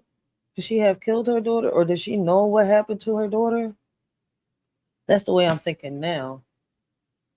Because if the shorty is too old, I mean, we got a lot of people that resemble a lot of people, right? This is crazy. Ooh, this got me all over the place right now. I'm over here like, oh, come on. Shit. Now, the ones that are saying that she could, she had parts on selling her daughter, I don't know. Because now you're hooked on, this is not making sense. Because if the DNA came out that she's not the daughter, why is she insisting that? Let's keep going. It's taken. She hired a private investigator and went back to the Milwaukee PD to ask if they could bring Lisa in and have a more official DNA swab taken without all of the intermediaries involved. In an unsettling twist, the MPD said no and went as far as to tell Ayanna that they would only test Lisa again if Ayanna agreed to a second polygraph test, as well as asking her to tell them what really happened on the morning of May 2nd. Hold up. So it was the police department? It wasn't the mom that denied the DNA test. It was the police department that said that they don't want to redo the the DNA unless Ayanna does a polygraph. But she passed the first polygraphs. I'm telling you, man, something's off with this police department. Like, it keeps going back to these motherfuckers. Insinuating Ayanna wasn't telling the truth from the start. This interaction only further disturbed and upset Ayanna, as she was unable to understand why a second polygraph was necessary if the first one 15 years before came back with a passing grade. Angry, Ayanna took a chance with the FBI, but the FBI said the exact same thing. She would need to undergo more lie-detecting exam before federal help with the DNA swabs could be approved. Ayanna again denied a second test, declaring she wouldn't undergo further examination unless the specific results of her first one were released to her. Both local and federal agencies denied this request. Why? Ayanna has since stopped pursuing the Lisa angle as a part of her own search for her still missing daughter, but feels in her heart that the Bryan, Ohio woman is most likely Alexis Patterson. Nevertheless, the survey continues. Yo! While the case of Alexis is by no means a cut-and-dry investigation with clear suspects or obvious answers, we feel it is nearly a certainty that Alexis did not leave of her own accord, was kidnapped against her will, and taken somewhere far from where she'd be easily found. While she may have been sad or frustrated that her mum didn't let her bring cupcakes to school, that is not severe enough to trigger a child with no history of running away or patterns. That's what I was going to say. One little incident isn't going to make sense. Like, one little incident doesn't make sense. Like, we all got kids, right? And your child doesn't have a history of running away. And they've always, they felt sad or disappointed because they couldn't get their way. I mean, a lot of kids run away, but it's because they go through some abuse or they go through some bullshit in the house. And it's rare for a kid that, that doesn't go through that abuse to run away. It's rare. It happens. Yes, it does, but it's rare. So let's keep watching. Something's off in this case. Something's way off. I'm not sure if it's with the mom, the stepdad, definitely with the police department. But something's off with the mom situation, the stepdad situation. I don't know. Of bad behavior to leave by their own free will. We also believe that neither Ayanna nor her ex-husbands were involved in Lexi's disappearance. In fact, it appears that all three individuals were given an unfair share of public and legal criticism. But the stepfather failed the polygraph test. He failed it the first time. Not once, but twice. Something's off. Due to their criminal histories or upbringing. Ayanna herself has been outspoken about how she feels her family wasn't treated the same as the family of Elizabeth Smarts when her case was taking off on a global scale at the same time. She believes her childhood spent in the poorer districts of Milwaukee with parents who were drug abusers and partners who were in trouble with the law directly led to the clashes she had with the Milwaukee Police Department and those in charge of the investigation. And we can't help but agree either. After looking through the case, there is more Something's information off. regarding the Yup. Patterson family history and the lives of agree with Kenya that Campbell and statement. Laurent Bourgeois than the actual search for Alexis. We have no data on persons of interest outside her father and stepfather. We don't know who the MPD has ruled out or who they are looking at. We don't have suspects, we don't have clues. We don't even have more details regarding the red truck that seemed to play a big role in the early investigation. The public should have been given police sketches of the woman seen talking to Alexis just before she went missing, and the man seen trying to kidnap a child around the same time. The teacher who saw the woman would be able to give a proper description, as well as the parents who wrote the letters detailing the aforementioned male kidnapper. For all we know, it could have been a husband and wife working together to abduct a child for themselves. The phenomenon is unfortunately not as rare as one might think, especially when it comes to white adults stealing children of color to circumvent fees and the process of legal adoption. Of course, you can say this is all routine police work, that this information couldn't be made public because it could interrupt the investigation or even throw it completely off course. But at the same But the parents have every right to know what's going on in an investigation. Go look it up. The parents have every right. And if she's not a suspect, right? If she wasn't a suspect, why not let her know? But now out of nowhere, she's a suspect. Something's not right. But you know, her daughter's confession, her other daughter's statement kind of got me like, oh, we're gonna watch some clips after this. I want y'all to see what's going on now and why I'm bringing this case up, because it's been a while since I heard about this. Like I really did, you know, like I was young the first time I ever heard about this, so that went over my head. And when it resurfaced back in 2016, I was pregnant of my daughter. I was already paying attention. You know, I was fighting to get cameras into the schools. And it's like crazy because this is one of the how can I say, one of the missing persons things, one of the missing persons pages that I passed on my Facebook page back then when I first started it. So it's kind of like, damn.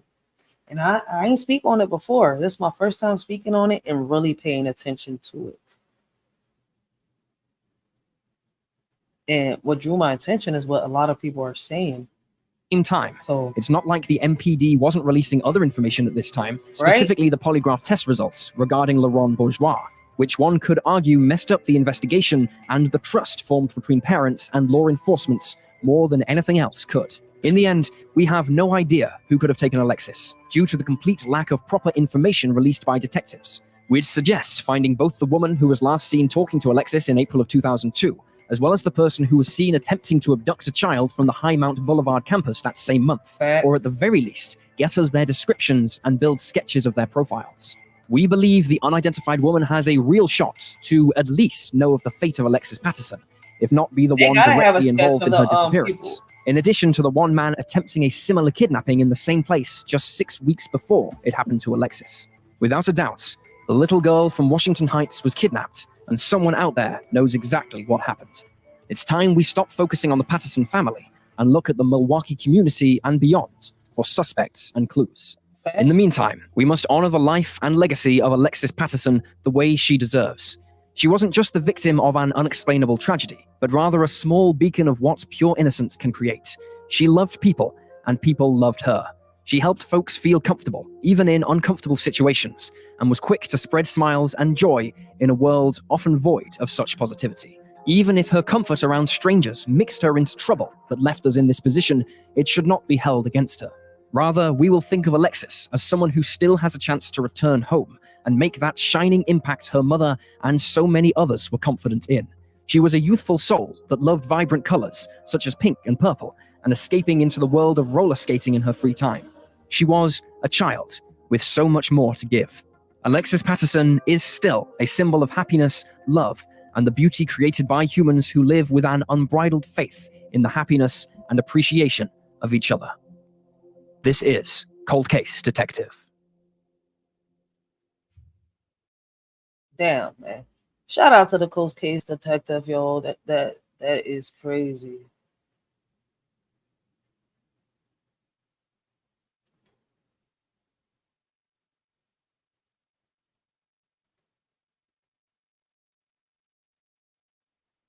Yo,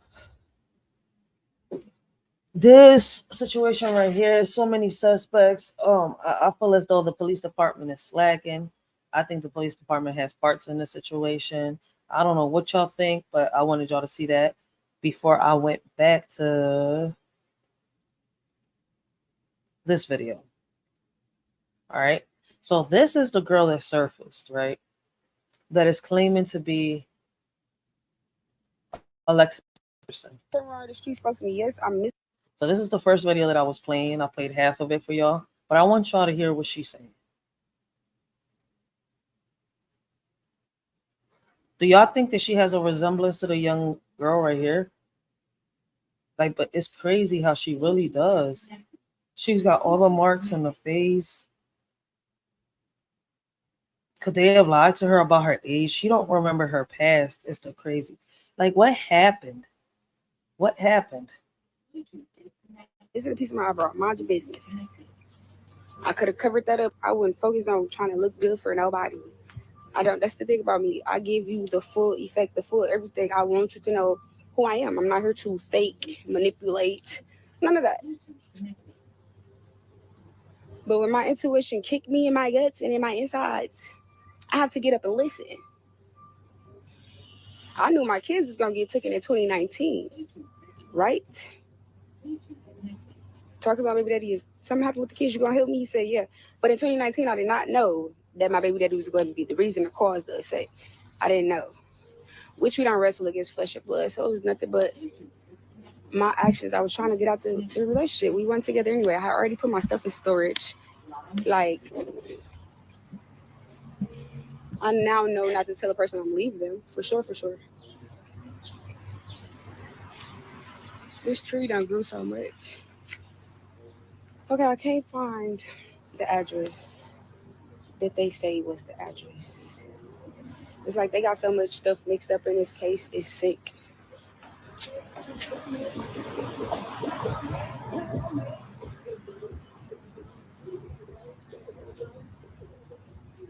Then he like, we used to stay right behind them and you used to go to that school too. And this is the school that I've been trying to figure out. I've been picturing this school. Trying to figure out where it's at and everything.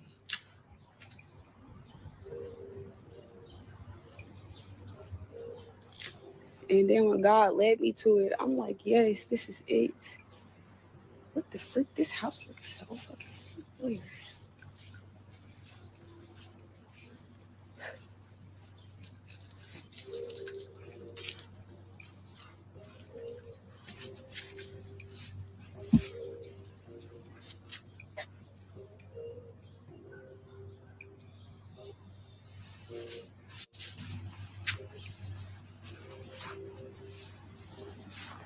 These motherfucking courts and covens is real.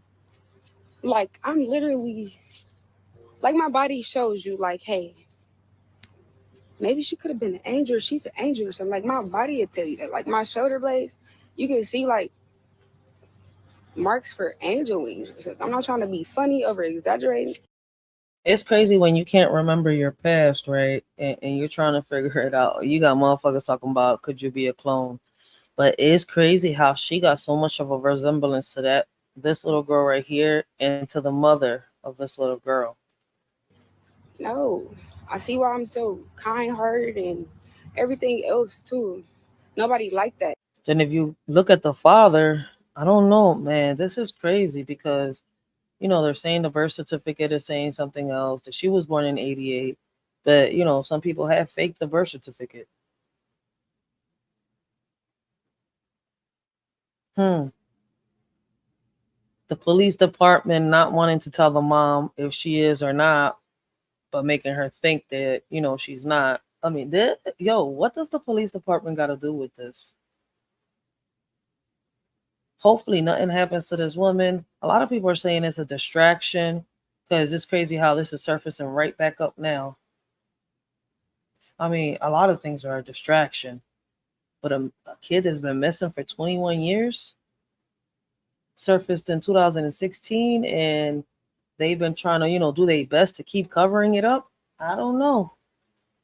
Even from me being a kid, nobody liked my smile and my good character. They didn't like the good energy. They didn't like the Christ-like character because when they was doing wrong, I was telling them to do right. when they wanted to do something, I was telling them, hey, don't do this because this is going to happen. And what they do, they still do it.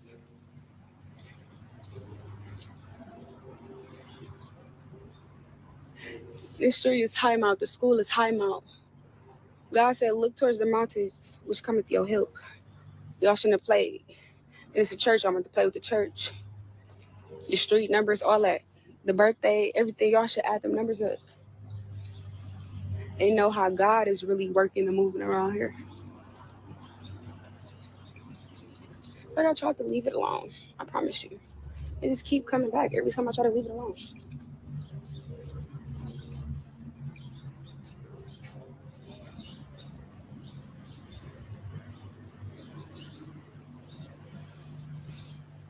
She's looking around the community Then where she went how long missing. This police station been here, back here. Like, how long have y'all been there? That's what I've been doing. I ain't focused on the past because the past is the past. There ain't nothing I can take back. I'm grown as fuck if that is the case. There's nothing I can do. I don't want no clout, bitch. I don't want no money. I want my identity. That's all I want. Don't come throw me in any type of family and think I'm going to be okay. I don't even want y'all to be my family. Why? Because you didn't deny what I said about me being your child, but yet you refuse to admit it. You got something to do with this shit too, baby. I still got my booty chin too. It's just duh, because I'm growing. Trying to figure out where I got a booty chin from. Why I'm so damn hairy all over. I'm trying to figure this shit out. My brother, he told my son, I knew you wouldn't no kids as when your feet don't look like ours. This don't look like ours. I bet. Help me figure this shit out. Then telling me I went to the same school when. Because this is school I remember.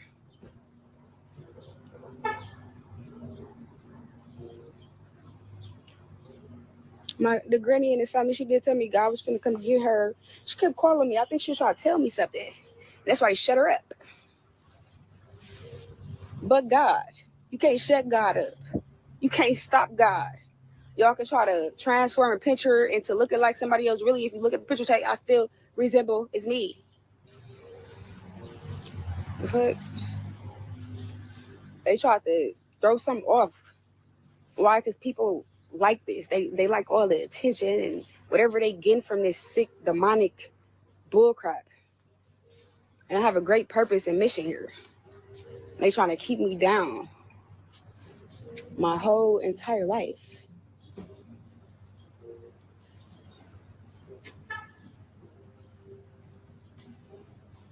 Yes, I have on a coat. I was trying to come in disguise, but you can't disguise the divine. They're going to feel you coming. Negative spirits, they come. The devil, they come.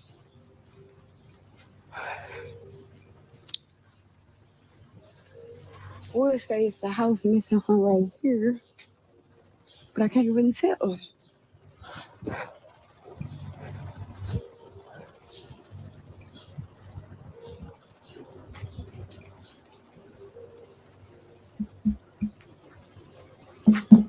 This shit don't say 22. That would have to be it right here in this missing field.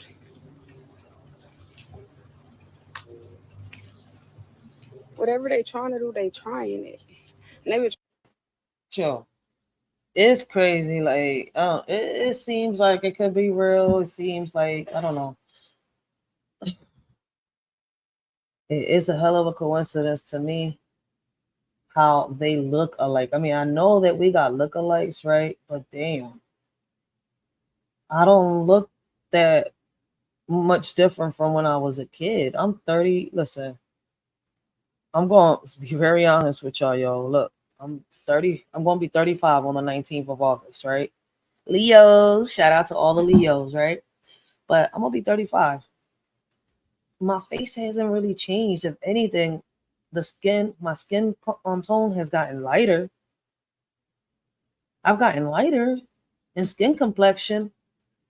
You know, my face gets chunky, it'll get skinny, but my face has never really changed. As my kids get older, their face has never really changed. So it's like, I don't know. It's too much of a, coincidence. That little girl in the picture does look like it could be that grown woman older. So it's kind of like, damn. And then the police department. I have a question. Why doesn't the mom do her own DNA test? Is it the same thing? Like they'll get a hold of it because, it's done through LabCorp? I'm just asking because I'm trying to figure this one out. Is there a way that the mom can get her own DNA test done without them? Why can't she just swab herself and swab the shorty and then send to get the DNA test done herself? We're in 2024. I think you could do it like that unless, the feds get involved and they take it again. But this time she's the one paying for it. I don't know. Maybe I'm wrong on asking the question, but if they really want to find out if this is mother and daughter. Trying for a very long time. But I've been speaking on this since I was a kid. Even before I told Facebook or y'all heard me on Facebook say this, I done reached out to the sisters, the mom, everybody. Cloud. I could have came to Facebook first, baby. This was months ago. I don't need clout. I need fame. I don't need y'all people. Who are y'all? Do y'all have Christ-like character? Do you have your life right? Because I'm trying to get mine straight. Hi. How long have you been here?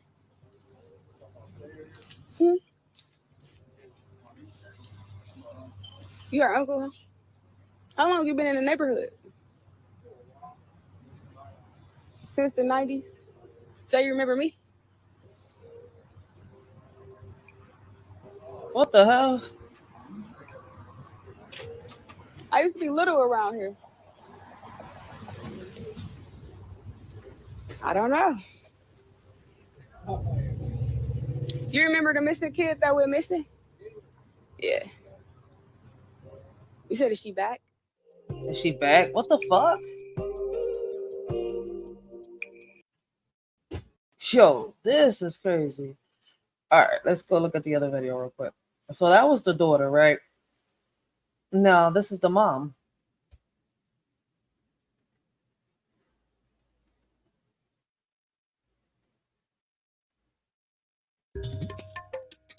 Oh, that's why I fast forwarded a little bit. I forgot. Today, I got the results on the media. I didn't get a call till after they released it on the media, stating that. By the way, shout out to and this was 8 years ago. Shout out, recent DNA test of an Ohio woman is not that of a missing Alexis Patterson. Her mother, Ayana, reacts. So shout out to Milwaukee Journal. I can't say, but shout out to her. I gotta subscribe because I gotta see what else she got. So I'm definitely gonna subscribe and check out everybody got. So apparently this is all the mom. The lady didn't do a reaction to this, so she just uploaded this clip on here. So I'm about to do the reaction to it. So let's see. Lisa is not Alexis. I don't believe that. Absolutely not. And the reason why is because I just gave the MPD my DNA yesterday. Okay? And they told me, the lieutenant, I talked to the lieutenant today, he told me that they matched Lisa's DNA with the DNA that they got 14 years ago of Alexis's. Well, first of all, who gave you the DNA 14 years ago? You never received the DNA from me. What DNA did you use? From a toothbrush? Nah. Give me the real DNA. Use my DNA. So she gave the DNA yesterday. Well, apparently, in 2016. She says she gave the DNA to the police department. And the police department said no because they matched her DNA to the DNA that was given 15 years ago. She said 15 years ago when this happened, when this interview was done, she never gave them any DNA. Any. So this was 8 years ago. When was that? We're in 2024.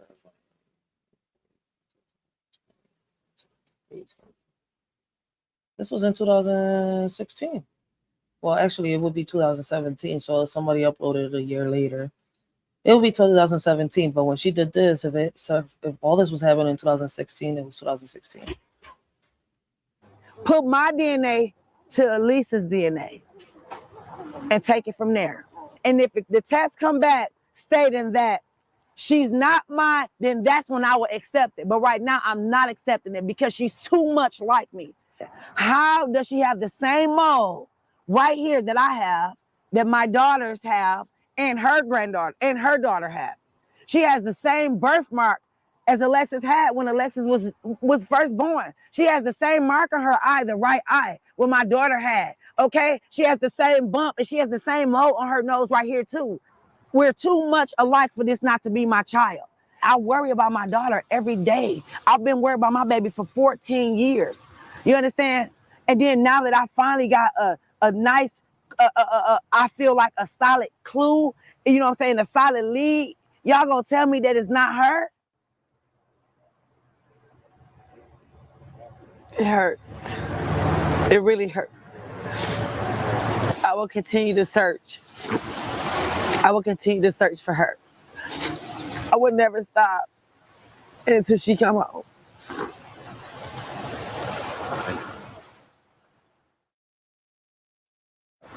I will say to Alexis, I'm sorry for the things that you've gone through. And I've never meant to cause you any pain.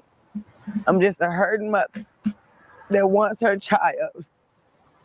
And I believe that you are my daughter. And no matter what the test says, I still believe 1,000,000% that you are my child. And I want you to continue to go on with your life and try to be as happy as you can and be the best mother that you can possibly be. And raise your children and don't let no one hurt your kids. Don't let your children out your sight.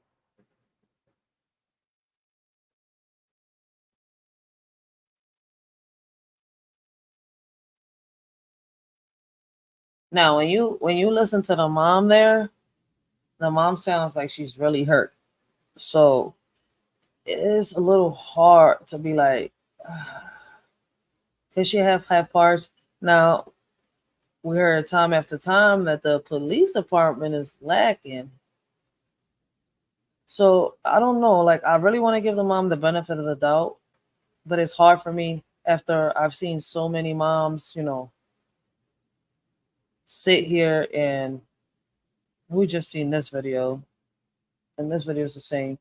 After I've seen so many moms, be capable of offing their own child. So to me, it's kind of like, I think the mother of but I want y'all to hear what these people got to say. On one of these clips, you're going to hear the sister talking, the daughter of, the Patterson sister.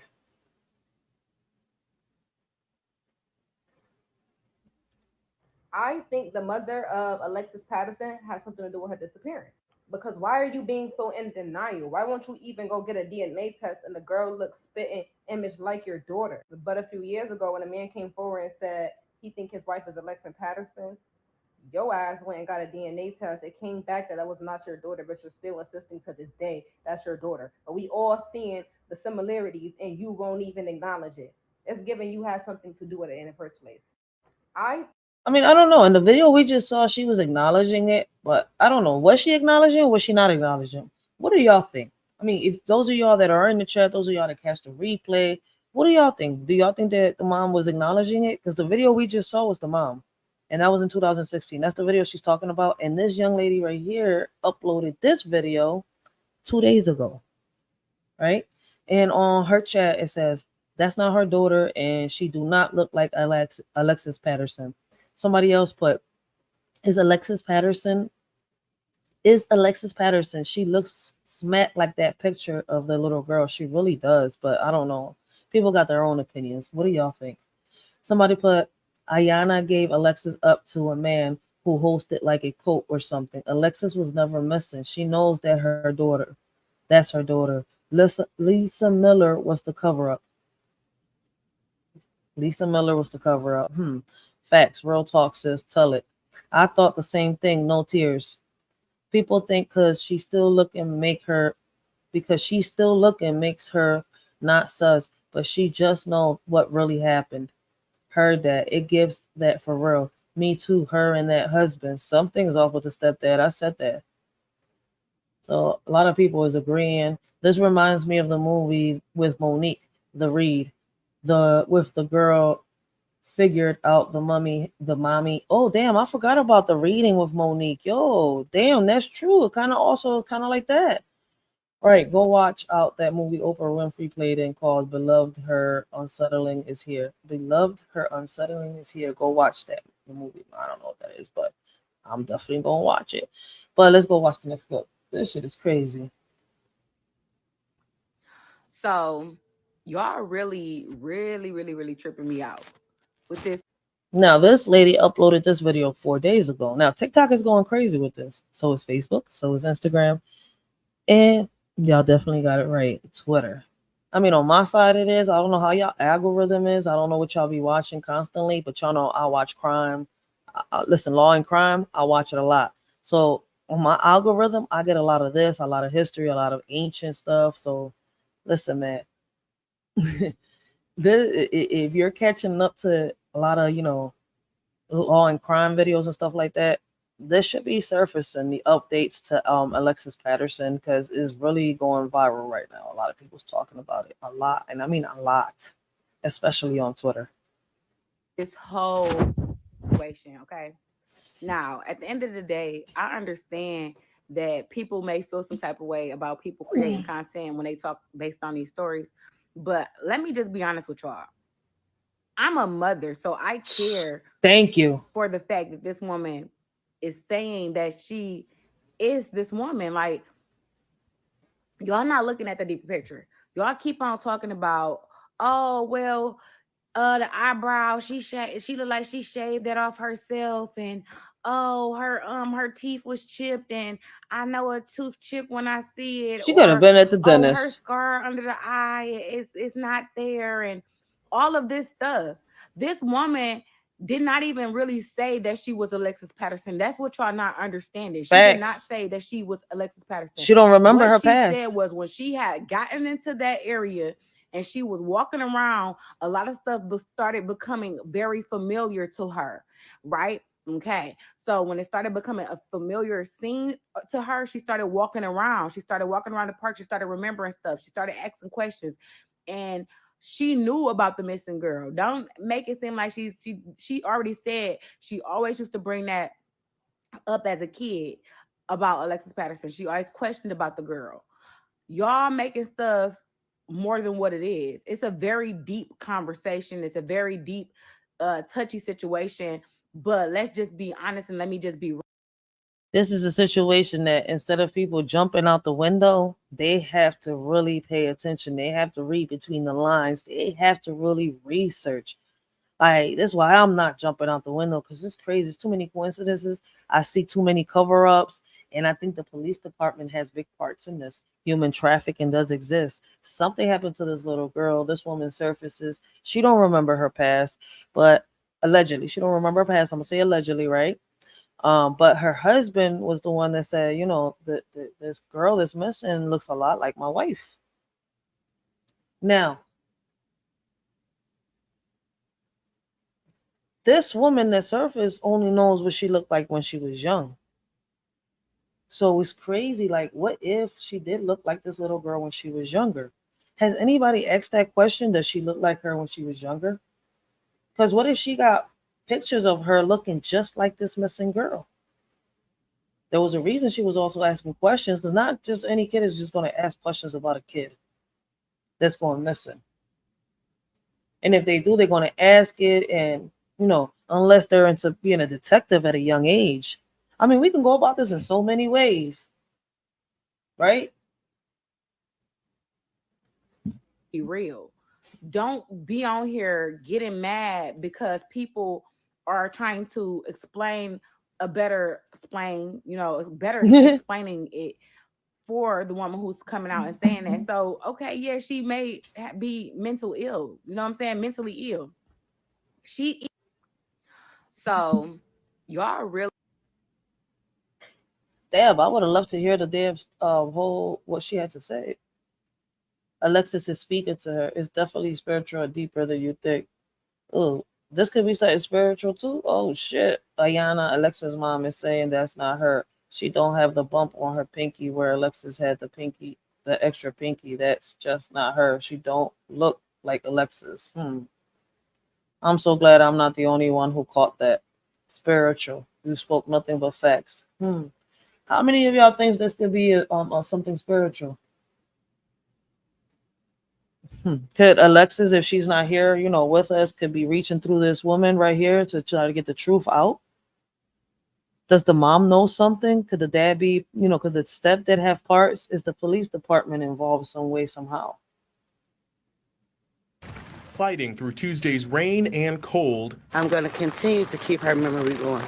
family and friends of Alexis Patterson remembering the then 7-year-old girl with the bright. Now, this was on April 5th, 2023. This clip right here, April 5th, 2023. Fighting through Tuesday's rain and cold, I'm going to continue to keep her memory going. family and friends of Alexis Patterson remembering the then 7-year-old girl with a bright smile and even brighter personality. Alexis was a bubbling child, bubbly, very bubbly. She was very happy.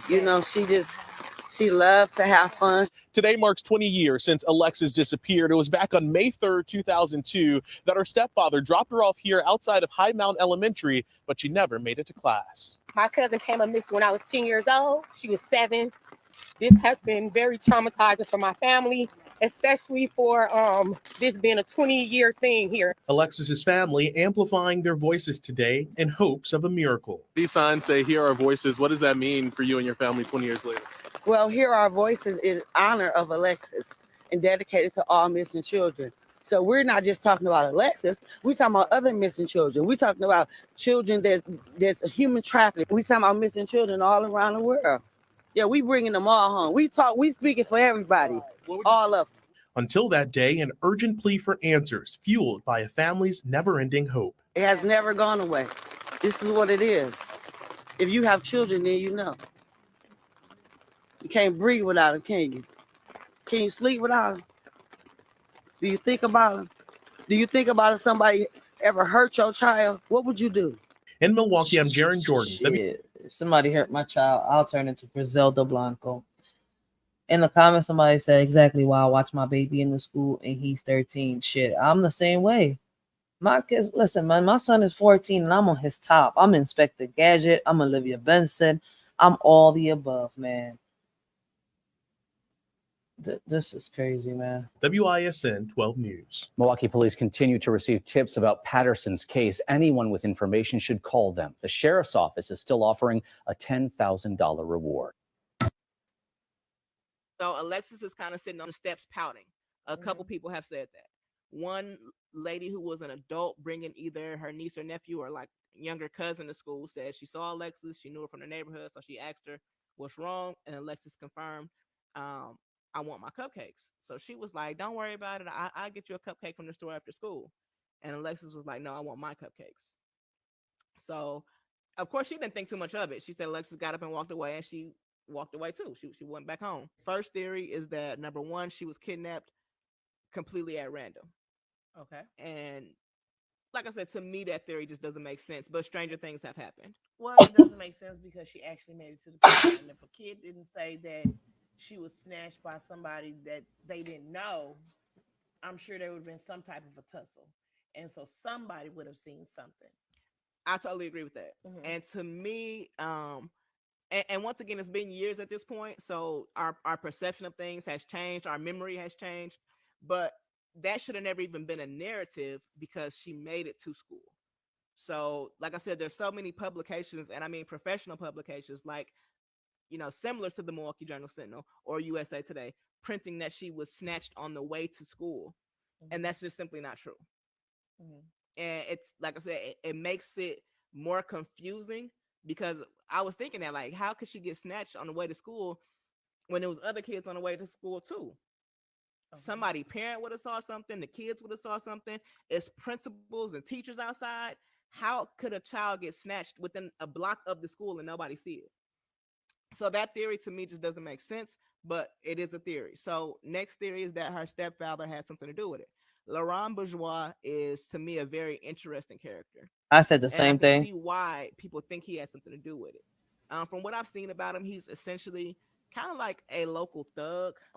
He was known to be a drug dealer, known for pulling like scams and stuff like that. So he was kind of not necessarily a troublemaker, but it seemed like he was what they call a street nigga. So he essentially earned most of his income through illegal activity. Okay.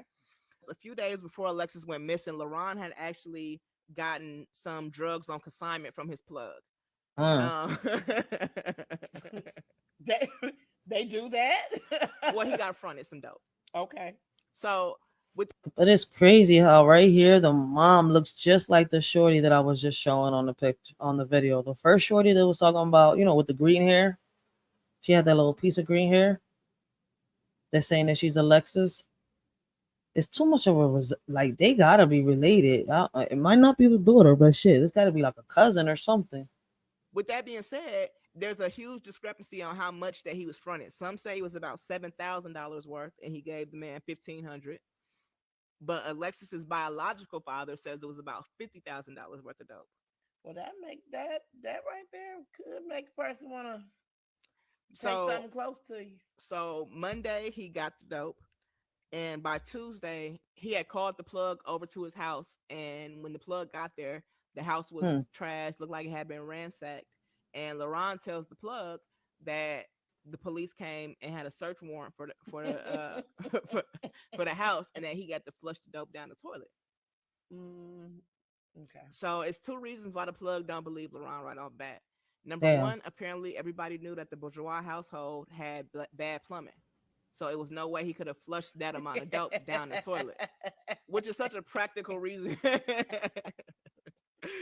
And then number two, he asked him for the search warrant. So apparently when the police search your house for drugs, or for whatever reason, I guess, they have to provide you with a copy of the warrant. They do. They're supposed to. Yo, that's the dumbest thing to tell the plug, yo. Especially when the plug knows you. I see in the comments somebody was saying, right? Let me see, where was it? I guess my question would be, why would the plug do something to Alexis as get back versus the stepdad's biological children? Somebody said, I'm thinking also they may not have known she was a stepchild. Everyone and everything I've seen says that he treated her just like his own daughter. Didn't they say the mom strangely borrowed a large duffel bag? That's another thing too. But we're gonna keep watching videos. Large duffel bag from a friend and never returned it. I feel like honestly, for what? Oh, where it go? I feel like honestly, for what I've been hearing, the stepfather might have got Alexis in the mix of this drug dealing and gave Alexis up to not get his house shot up because of the drugs. I don't know. So why did the teacher say she didn't come to school if people saw her? Ain't that weird, right? And y'all seeing in the videos, if y'all been, watching from the beginning, a lot of people, a lot throughout the interviews and stuff like that, they did say that, she was seen in the schoolyard and she was, seeing crying, other kids seeing her on the bench. But the teacher said she didn't come to school. But a lot of kids actually saw her. I'm confused. Her mom said she didn't get to school. See where the confusion comes in? She on Facebook as of August of 2nd, 2024. I'm looking further into it. Update coming later. Yeah, I say the same thing. Y'all look messy. Y'all gonna have to go deep into this because it's hard to find the old videos and it's hard to find information on a shorty that just surfaced. But there's somebody out there, trust me, they got to it. Somebody has it. Somebody has gotten into it. Somebody has got info on this. Somebody on this already that is real good at this. But let's listen. They're supposed to. So Laurent was like, they didn't give me that. I don't have it. And so the plug is like, right, I'm not going. So the next day, a neighbor reports. So that was Tuesday. The next day, Wednesday, a neighbor reported Laurent outside arguing with a bunch of other black males. And she reports hearing somebody say, I'm going to shoot this mother effer up, in reference to the Bourgeois household. Okay. And she said she heard LaRon saying something about, I'm gonna get you the money, I'm gonna get you, like he was saying something about money. Mhm. So she said basically there was just a lot of arguing, and then eventually everybody left and LaRon went back inside.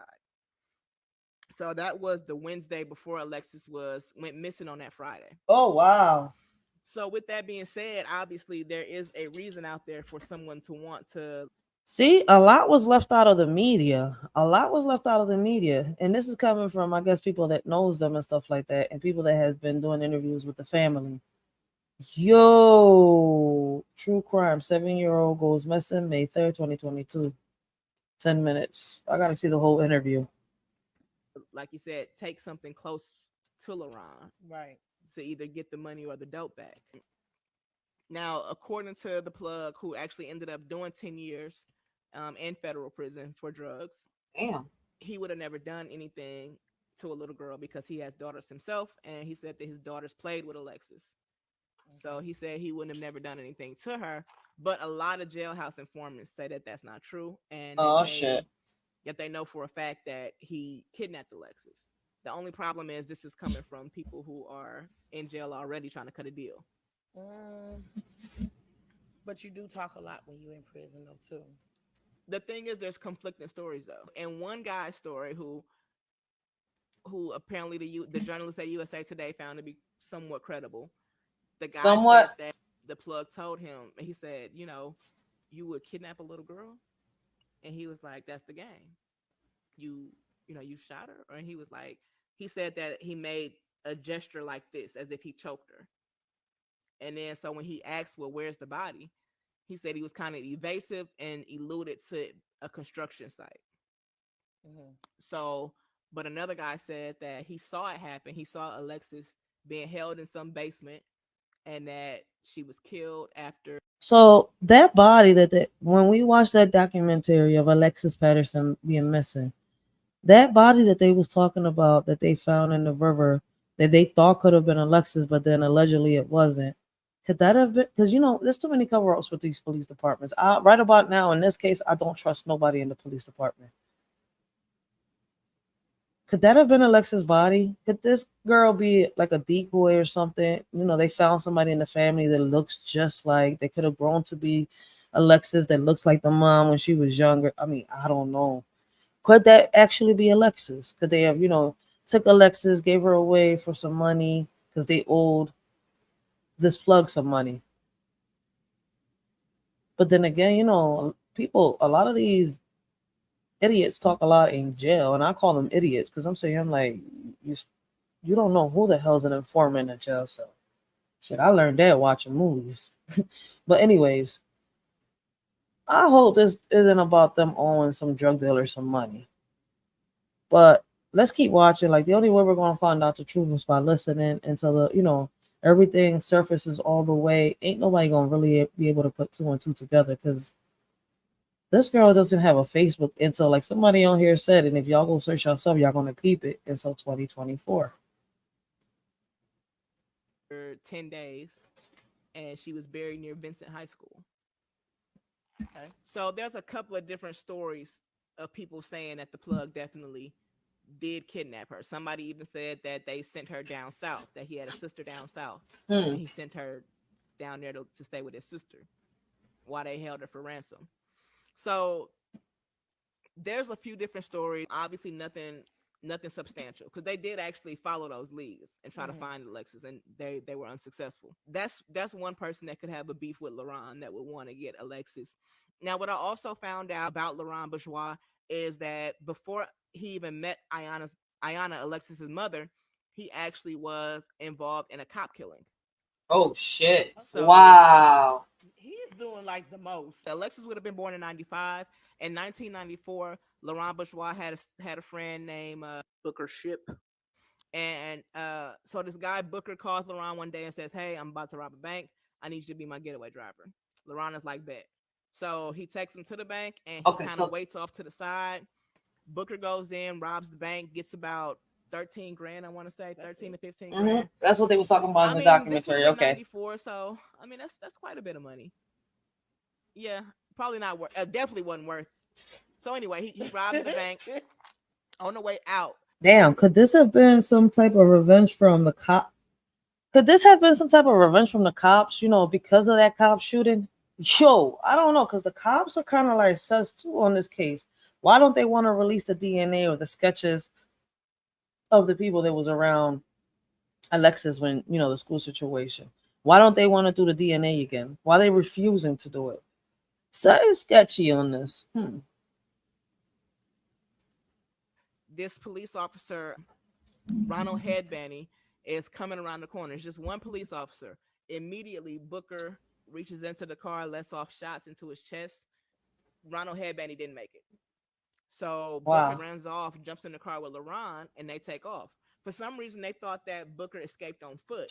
So immediately, all the search efforts were concentrated in the area right around the bank. And That's dumb as shit. Right behind this bank. So they had like helicopters and all kind of search teams looking in that area. Meanwhile, LaRon and Booker are gone. They all the way back in Milwaukee. So this actually happened in Glendale. Okay. Yo, these motherfuckers actually pulled off a Grand Theft Auto. And I'm talking about the game with these officers. You gotta be kidding me. An actual GTA.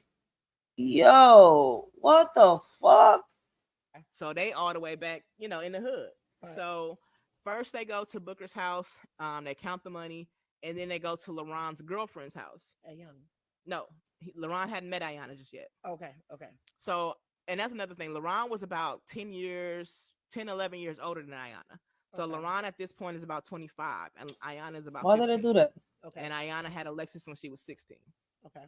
So they go to LaRon's girlfriend's house, and Booker is actually distraught. So he didn't actually intend or plan on killing anybody, much less a cop. Right. So he's kind of messed up about it. So he calls his girlfriend to come over. You know, he gives LaRon like $1,500 for being a getaway driver, and he takes the money. My first thought when I found out they went to his girlfriend's house and then called his girlfriend is that's too many extra people in the business already. Absolutely. You should have never told your girlfriend what happened. I just want 1,500. It did. Who shot? It was LaRon, right? No, Booker shot. Booker robbed the bank. He came out, and as he was running out of the bank, the police officer was pulling up. He immediately shot the police officer. I don't know. Just I feel like he could have did something different. 1,500 though. To drive. 1,500. To drive. My name is still attached. Facts. 1,500. That ain't nothing. You walking away with you ran out with $13,000, which again is ain't no money. But right. Even in 90 whatever 94, that still wasn't a lot of money. 13,000 because they got you. Now you're a cop killer. You really going up. And that's why they hated the stepfather of Alexis, yo, because he was involved in that shooting. But he didn't shoot nobody. He was just a getaway driver. That's crazy. And I mean, I get that you didn't plan on killing the cop, but you did. Yeah, but you did. And so $13,000 is not a lot that you have robbed the bank. I mean, they got more money than that on Set It Off. They really got like. That's a dumb robber. Remember, they got like $12,000 the first time. A piece? No, they got like $12,000. So, yo, they were some dumbass robbers. Like, really?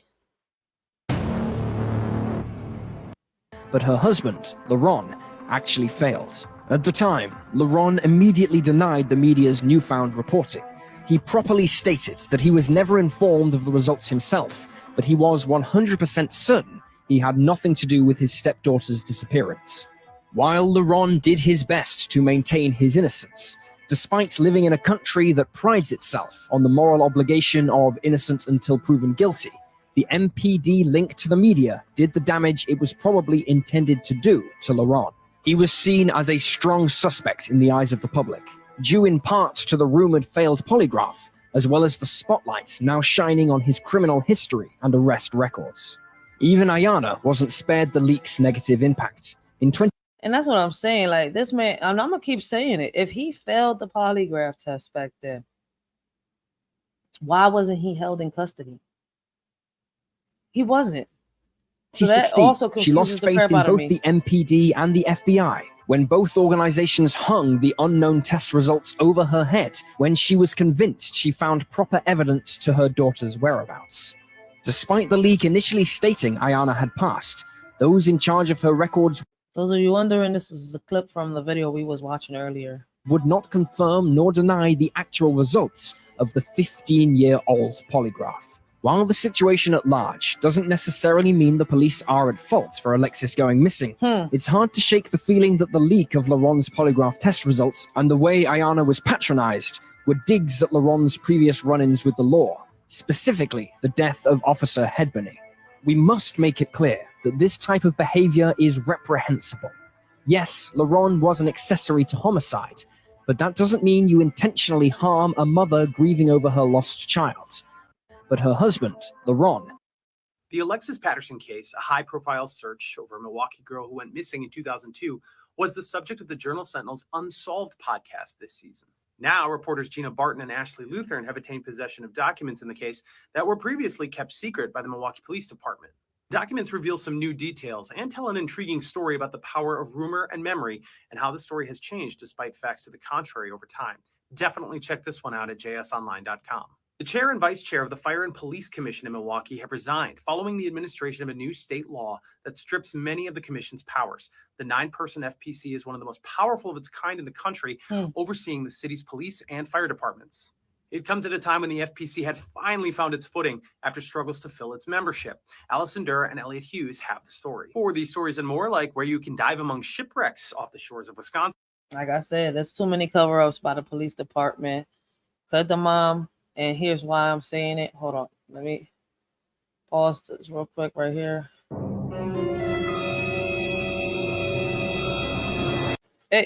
We're not covering Sonia Massey right now. Oh, this is the one I gotta close. I'm sorry. All right.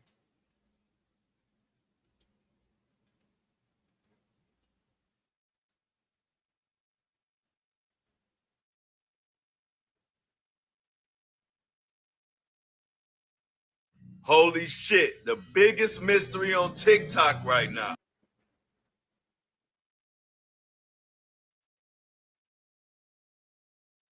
Alexis would look like this. And it's those Alexis would look like this. All right, so we got a couple more videos, right?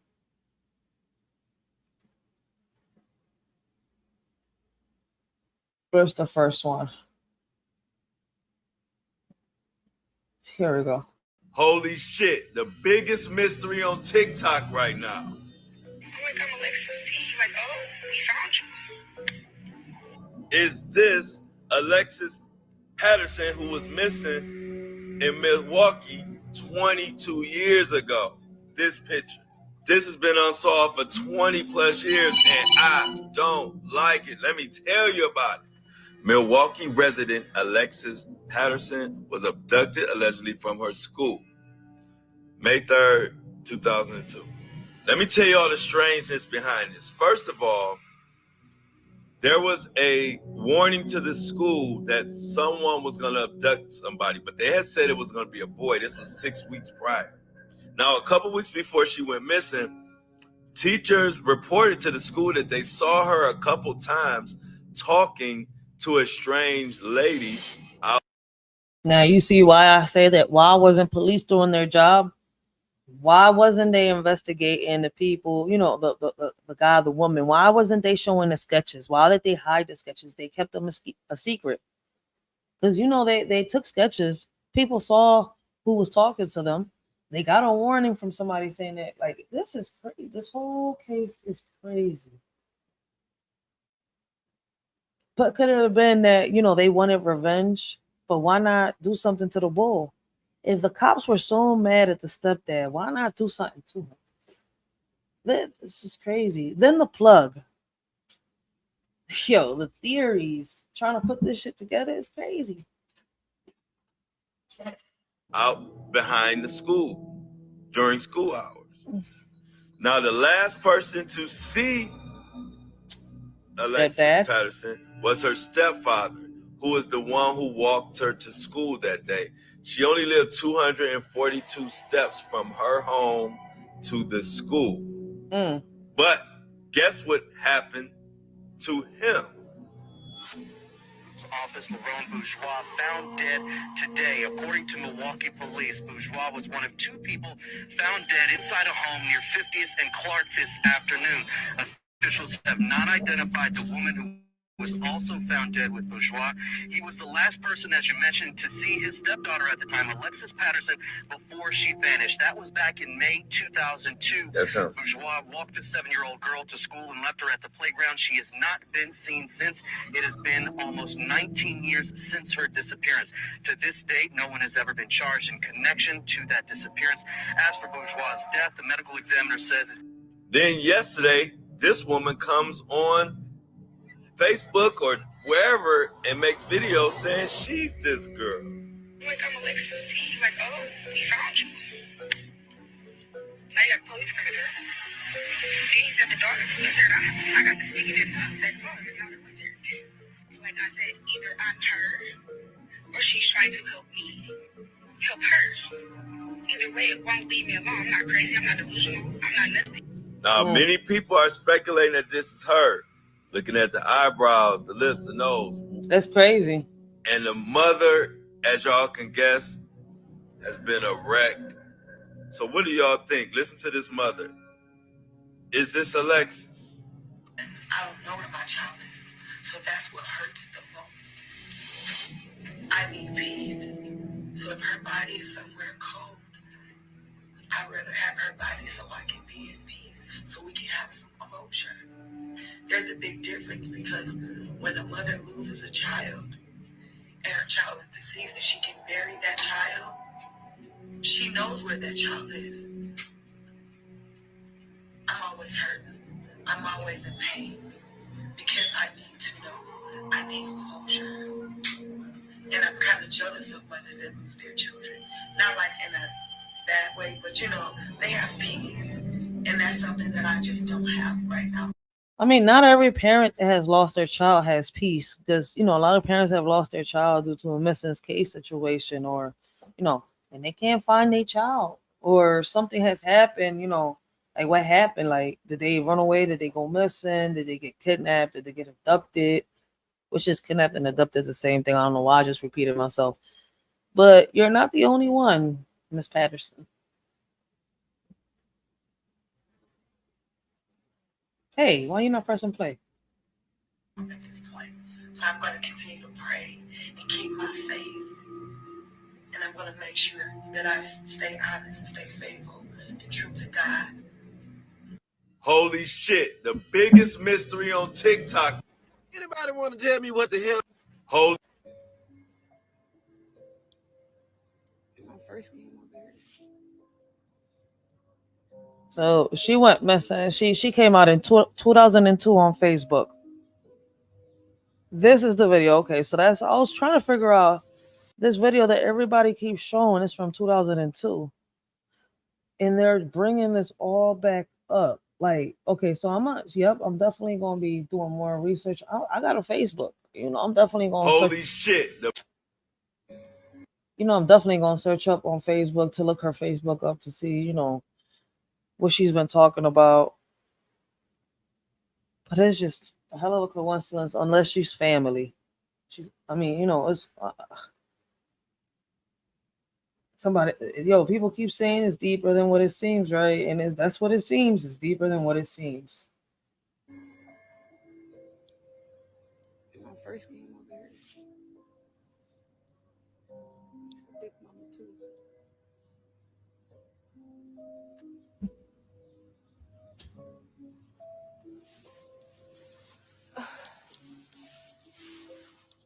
Damn it.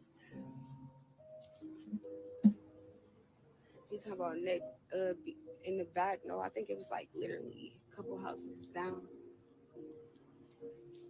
And the twin out of here only came out here because just in case something do, y'all can witness it.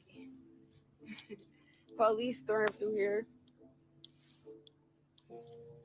Like they really tried to keep me trapped in that place for the rest of my life. Because they want me to drop it, they want me to leave it alone because it's not just about a missing kid. It's just about two covens and cults. She said they want to keep me trapped in that place. Where did she come from before she married her husband? Who, you know, was she with a family? Was she homeless? Was she in foster care? I mean, I don't know. Like, if somebody out there knows, let a shorty know. Like, do y'all know if Alexis Patterson, you know, before she got married to her husband has a family? Like, is that out there? Because I am looking. Trust me, I'm looking. Y'all got any videos? Let us shorty know. Listen, man. I'm good at this little putting puzzles together, and I like this crime stuff. Because look, listen, man. God forbid it. I never want this to ever happen to my child. But trust me, I've seen how shit is, and my ass is getting prepared. I don't want nothing to if something ever happens, bull, I'm gonna be out here worse than Griselda Blanco. Like, but I am curious. Like, was she being raised by a family? Was she in foster care?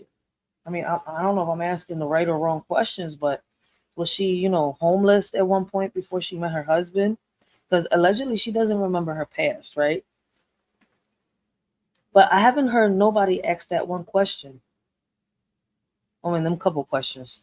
Like, was she in a family? Like, was she being raised by a family? Because they did say that the plug allegedly sent her away to his family out in the South, and she was, in Ohio when the story broke out, but she went missing in New York, right? This is crazy. But she says she really don't remember her past. Yo, like, this is deep. This is real deep. There's a lot of stuff missing, but blessings, D Santana.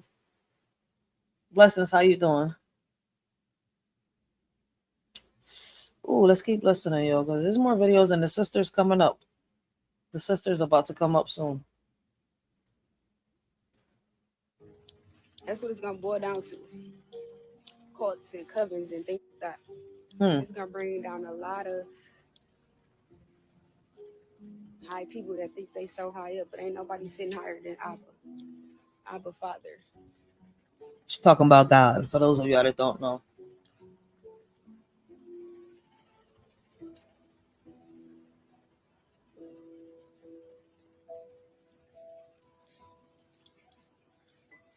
Hi, baby. They let you out and snuck back in, didn't they? I saw that. I ain't gonna lie. It's like when you're in a big world and you literally have no one. You had kids, but they stole your kids. Wrongfully stole your kids. It's like when you have nobody and literally only have God. Who else is there to want attention from or anything? I'm only out here just so y'all can witness my killer if they gonna. Wait. She said I'm out here so y'all can witness my killer. Yeah. It's just, oof. Let's keep listening. Wait, I'm going the wrong way. The craziest story on TikTok right now, and you ain't gonna believe what I found out. They like, shut up, stop. That's why they would have killed me, because it's like, it's bigger than me. Police, all kind of people in this. Is this young lady claiming to be Alexis from 22 years ago that was missing? Is this her?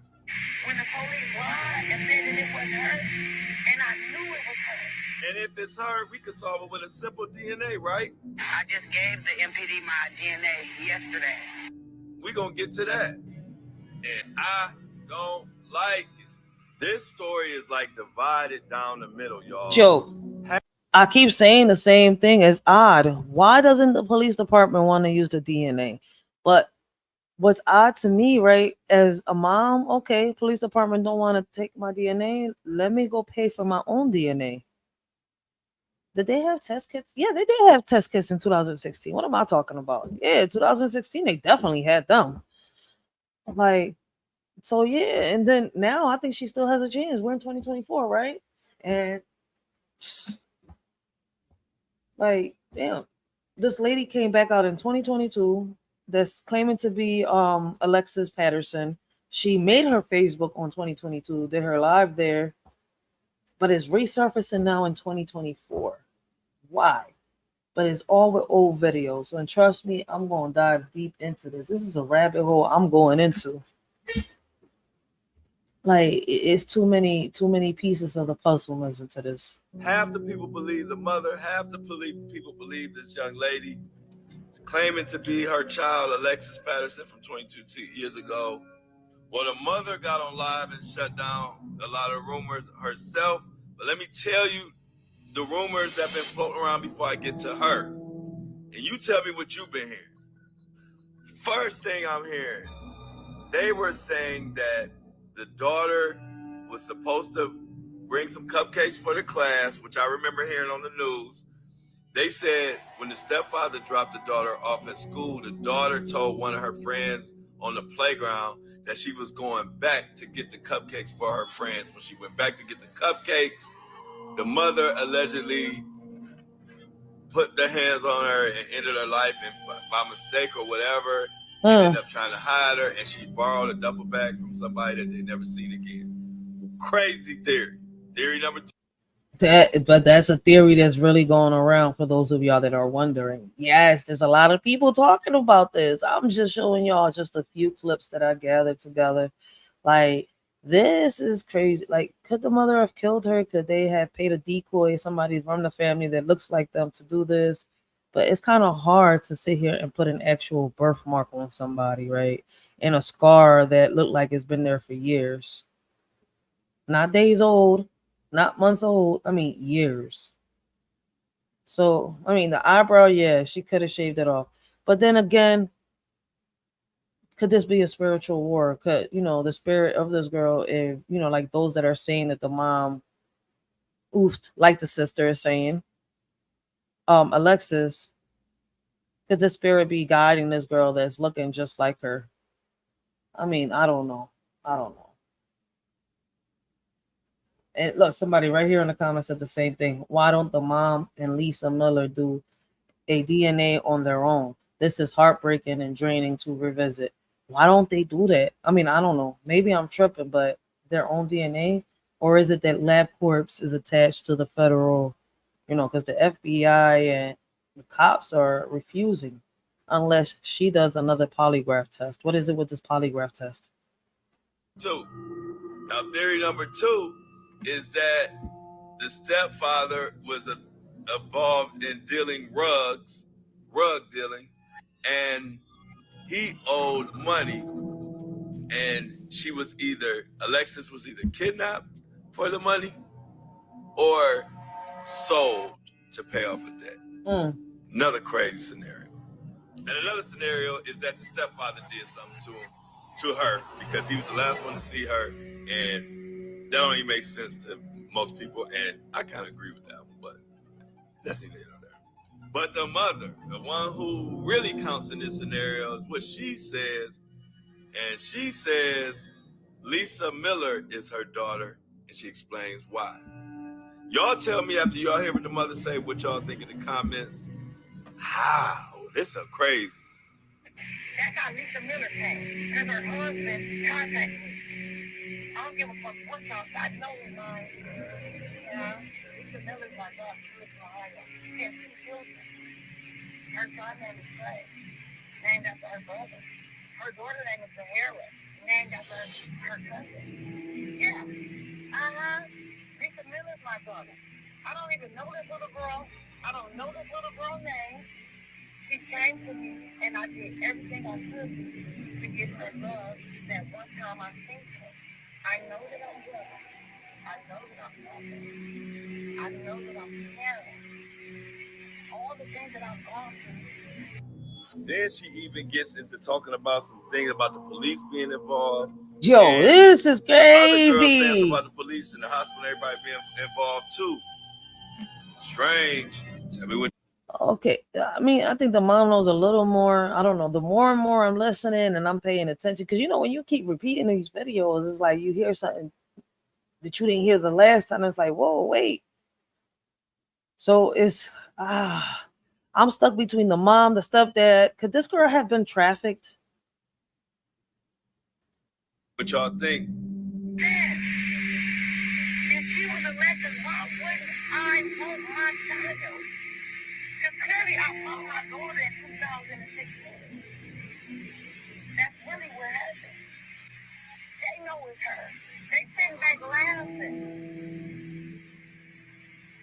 And guess what? I'm going to say what I want to say. I believe this was disrespect. Y'all got a problem with all the speech? This little business with sex.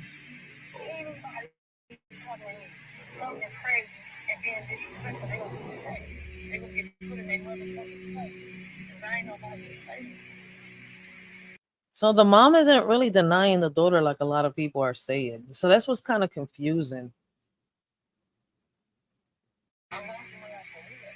You understand? And she was gone for a long time. She was gone for a long time. You understand? I saw my daughter in the train.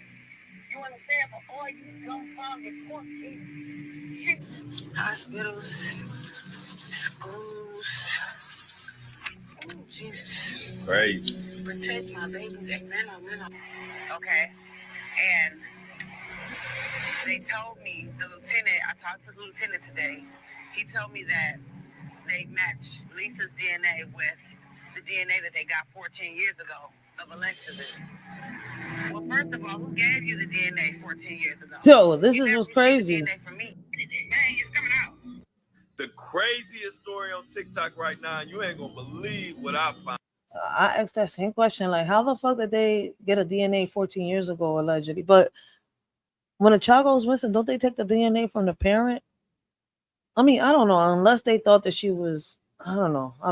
This is getting more confusing and confusing as time goes by. After watching this, I'm gonna be honest. So this is the sister, and this was posted a day ago. And from the looks of it, she was doing was she on TikTok? I see the gift. A little rose. Was she on TikTok doing this video? Oh, so the sister's on TikTok.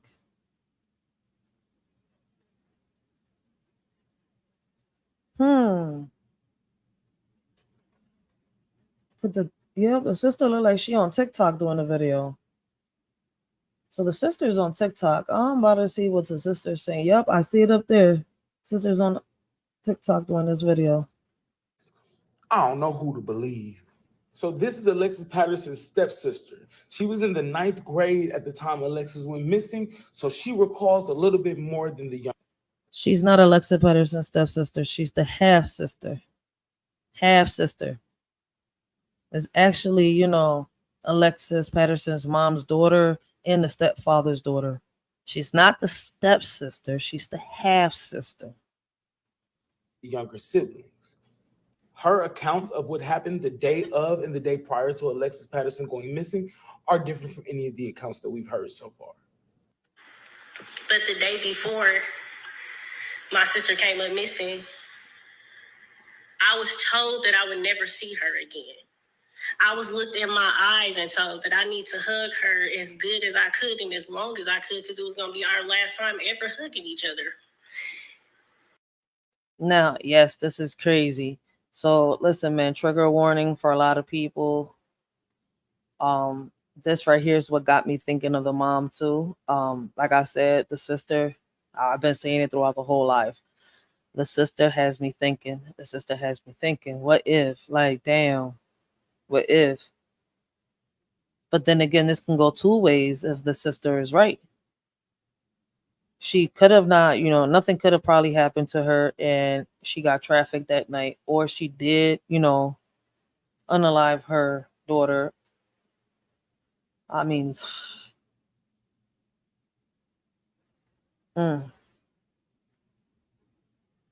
nobody knows. But the sister right here, I don't know. She seems like she is being sincere. Because listen, man. What person she's sitting here remembering something from back then. Like, a kid really doesn't want to throw their parent under the bus. But talking on the story, she threw her mom under the bus. My eyes and told that I need to hug her are different from any of the accounts that we've heard so far. But the day before my sister came up missing, I was told that I would never see her again. I was looked in my eyes and told that I need to hug her as good as I could and as long as I could because it was going to be our last time ever hugging each other. And so when it was really my last time hugging her, it traumatized me even more because how could you say that and then it happened? So I can't say that that's just pure coincidence of life because absolutely not. It was a promise, and she made it and kept it. So the day before, Alexis was beaten, and she was beaten severely. Not within an inch of her life or anything, but she was beaten too bad for what she was beaten for. She wanted to get up off the toilet. She wasn't getting wiped fast enough. It was nothing for me to wipe her with, so I just kept trying to keep her company. And it was a while she was sitting on the toilet because her mama was doing stuff. So she was like, you're not doing stuff through her house. I'm sitting on the kitchen floor because that's where we sit. Like when she cleaning up and if we want to play, we like the kitchen. So I'm sitting on the kitchen floor and she beat Alexis up off the toilet. Beat her so bad that I start crying. And I'm like, you have to beat her like that. So Alexis comes and sits in my laps and cries in my lap. And while she's crying, her mom is frustrated. And now she's making phone calls. So she's making phone calls to ask for help. Well, how can she get rid of Alexis? Because she's sick and tired. And she was sick and tired, okay, y'all? This is like, I'm just sitting here in disbelief. I'm a child at this time. I'm processing all this. Yo, did y'all hear what she just said? She just said that she heard a conversation. Where's my little... She heard a conversation that her mom had, right? On the phone the night that she beat her sister. She beat her severely, allegedly. She couldn't hardly wipe. She had to help her sister wipe. Believe all women?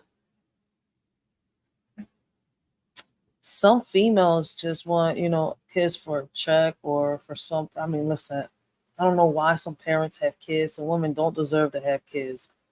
Some dads are, better at raising a child than what a mother is.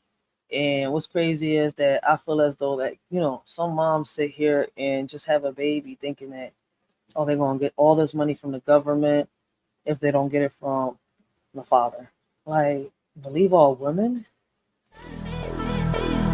In this world of blame and shame, we point fingers, we play the game. But as our children cry in fear, we turn the blind eye, we shed no tears. Believe our women, they say, while our kids are led astray. Lost in darkness, lost in pain, yet their cries fall silent like the rain. It's a shame how far we've come, blaming all the men playing dumb. But our children need us near to wipe their tears and calm their fears. In this land of the free, water's a commodity for you and me. Can't you see? It's not fair, it's plain to see. People struggling to pay for something they need every day. In America where we say we're free, but water shouldn't come at a fee. A shorty just speaking in general about the things that seem so small. This ain't meant towards everyone, just a cry in the dark. In America where water is marked. Brothers and sisters, hear my plea. This is not about you or me. Our kids are the future, they hold the key. Wake up before we're met with defeat. In this world of chaos and strife, we must guide them to a better life. Teach them love, compassion, and light, so they can lead us out of this endless night. Let's unite as one strong force. For our children, let's stay on course. Together we can make a change and secure a better future in exchange. Y'all should have listened the first time they let the cat out the hat. Now it's a crime. Many are falling into a trap, thinking it's a game, but they full of cap. Some are ready and fully strapped, while others keep falling into the gap. The warning signs were clear as day, but some chose not to heed what they say. Now the consequences come to light. Those who ignored are in for a fight. Listen close and learn from this mishap. Don't be caught unaware, don't fall into the trap.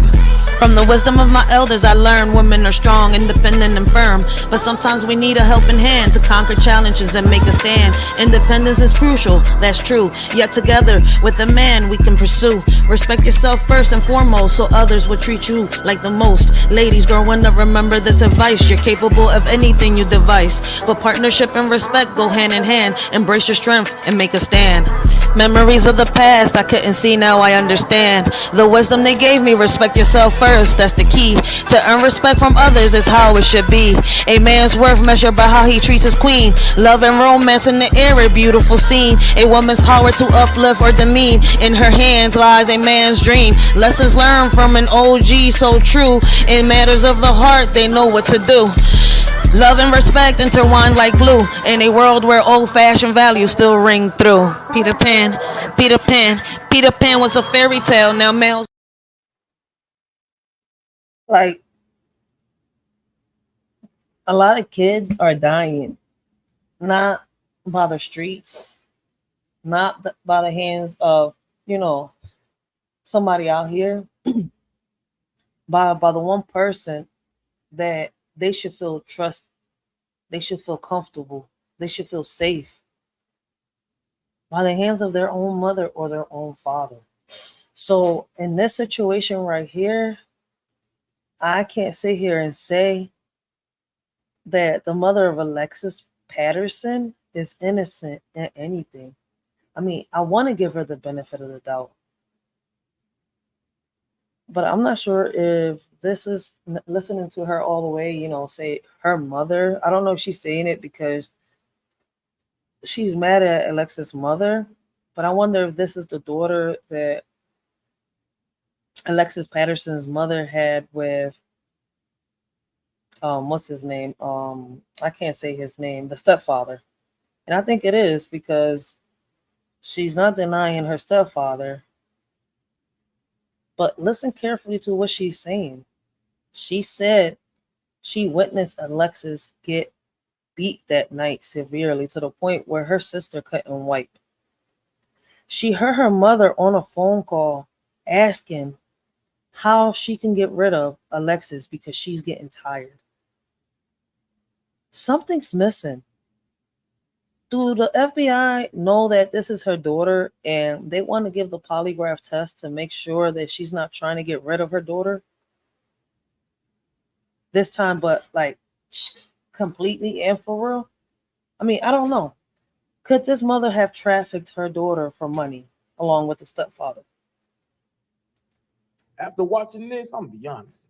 I don't know who to believe. So this is Alexis Patterson's stepsister. She was in the 9th grade at the time Alexis went missing, so she recalls a little bit more than the younger siblings. Her Yeah, so she could be the stepsister. accounts of what happened the day of and the day prior to Alexis Patterson I'm going definitely missing going to check out are different TikTok. from any of the I got to accounts that find we've her heard account. so far. But the day before my sister came up missing, What's her name? I was Wanda? told that I would never see her again. I got to check out TikTok. I was looked in my eyes and told that I need to hug her as good as I could and as long as I could because it was going to be our last time ever hugging each other. And so Who when says it was that to really their my kids? last time hugging her, it traumatized me even more because how could you say that and then it happened? So I can't say that that's just pure coincidence of life because absolutely not. It was a promise and she made it and kept it. So the day before, Alexis was beaten and she was beaten severely. Not within an inch of her life or anything, but she was beaten too bad for what she was beaten for. She wanted to get up off the toilet. She wasn't getting wiped fast enough. It was nothing for me to wipe her with, so I just kept trying to keep her company. And it was a while she was sitting on the toilet because her mama was doing stuff. So she was like, you're not doing stuff through her house. I'm sitting on the kitchen floor because that's where we sit. Like when she cleaning up and if we want to play, we like the kitchen. So I'm sitting on the kitchen floor and she beat Alexis up off the toilet. Beat her so bad that I start crying. And I'm like, you had to beat her like that. So Alexis comes and sits in my laps and cries in my lap. And while she's crying, her mom is frustrated. And now she's making phone calls. So she's making phone calls to ask for help. Well, how can she get rid of Alexis? Because she's sick and tired. And she was sick and tired, okay, y'all? This is like, I'm just sitting there in disbelief. I'm a child at this time. I'm processing all this. So I'm trying to search her up on TikTok, but I can't. I found her, but I don't find this video on her TikTok. And nothing speaking on the Alexis Patterson. So it's kind of weird. So listen, there's definitely gonna be a part 2 to this, y'all. So I want y'all to hear carefully to what she's saying. Hear carefully what she's saying. Because this contradicts everything that the mother has been saying.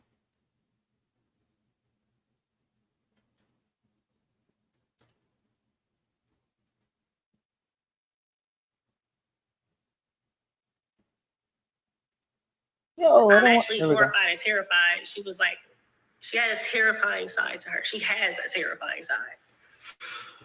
Um, so yeah, she beat my sister. She looked me in my eyes, told me we would never see each other again. She's making these phone calls. I had no idea who she called. I don't know if her phone records were ever researched or anything from at that time. She got beat because she was ready to get up off the toilet and she was crying. It was getting on her mama nerves. She didn't really have to have a real reason to beat her. She just beat her when she felt like it. She was not mad about no cupcakes. She wasn't mad enough to run away. She wouldn't have never ran away. She wouldn't have ran away. It was other times she didn't get what she wanted and she could have ran. She didn't run away. She didn't throw tantrums trying to run away from home. She wouldn't have did that. She have been ran away. She never ran away. She was always just seeking her mom's affection and not truly getting it like she deserved. Because to be honest, for real, her mama did not. She did not want her. She told my own mama one day while they were talking that Alexis was such an ugly duckling, but she blossomed into a swan. And she was like, yeah, my baby was just so ugly. And my mama was looking at her and telling her, like, you don't talk about your baby like that. She not ugly. She beautiful. Damn. And my daddy came home. Hearing the sister talk now, I'm trying to find the live, right? But all I see is her regular videos. So I'm trying to see if she has videos of her talking on Alexis, but I don't see it. So that means that somebody caught that live.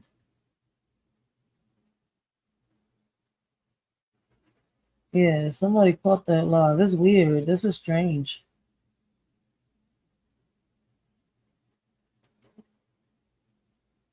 It's real strange.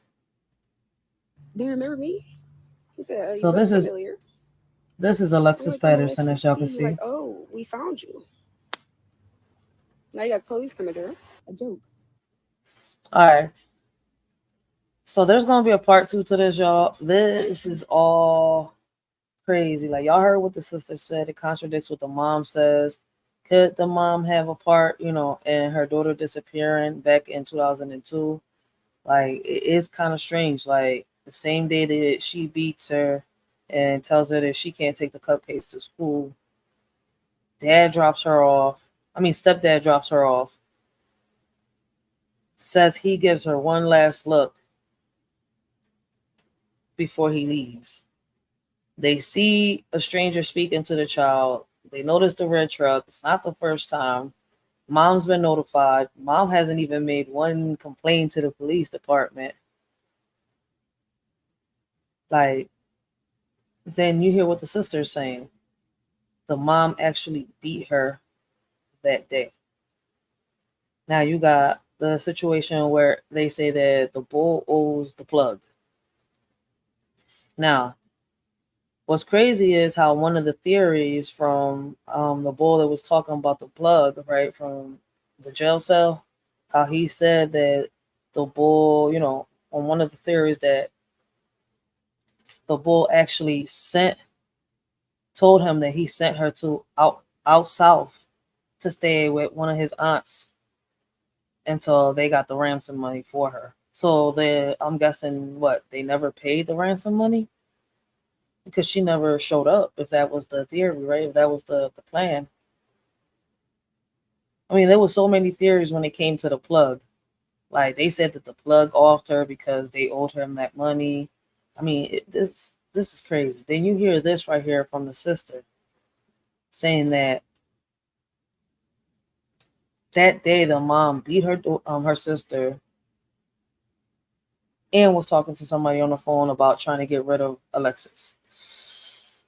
So it's like, no matter how much benefit of the doubt you want to give the mom, it seems like she has parts. She knows something, or she did it. The question is, right, why isn't the mom and Alexis going out to get their own DNA if the police department refuses?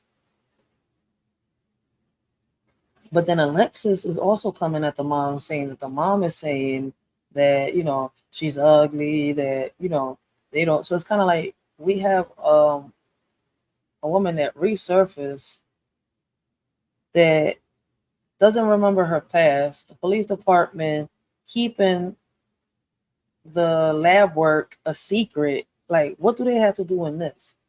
Then when you take it back, could the plug story be real? Could they have owed money to these people and, they sat here and they kidnapped her? That seems like a real more plausible. Like, that seems like that could be the real story right there. Like, she just wanted to get rid of her and say, fuck it.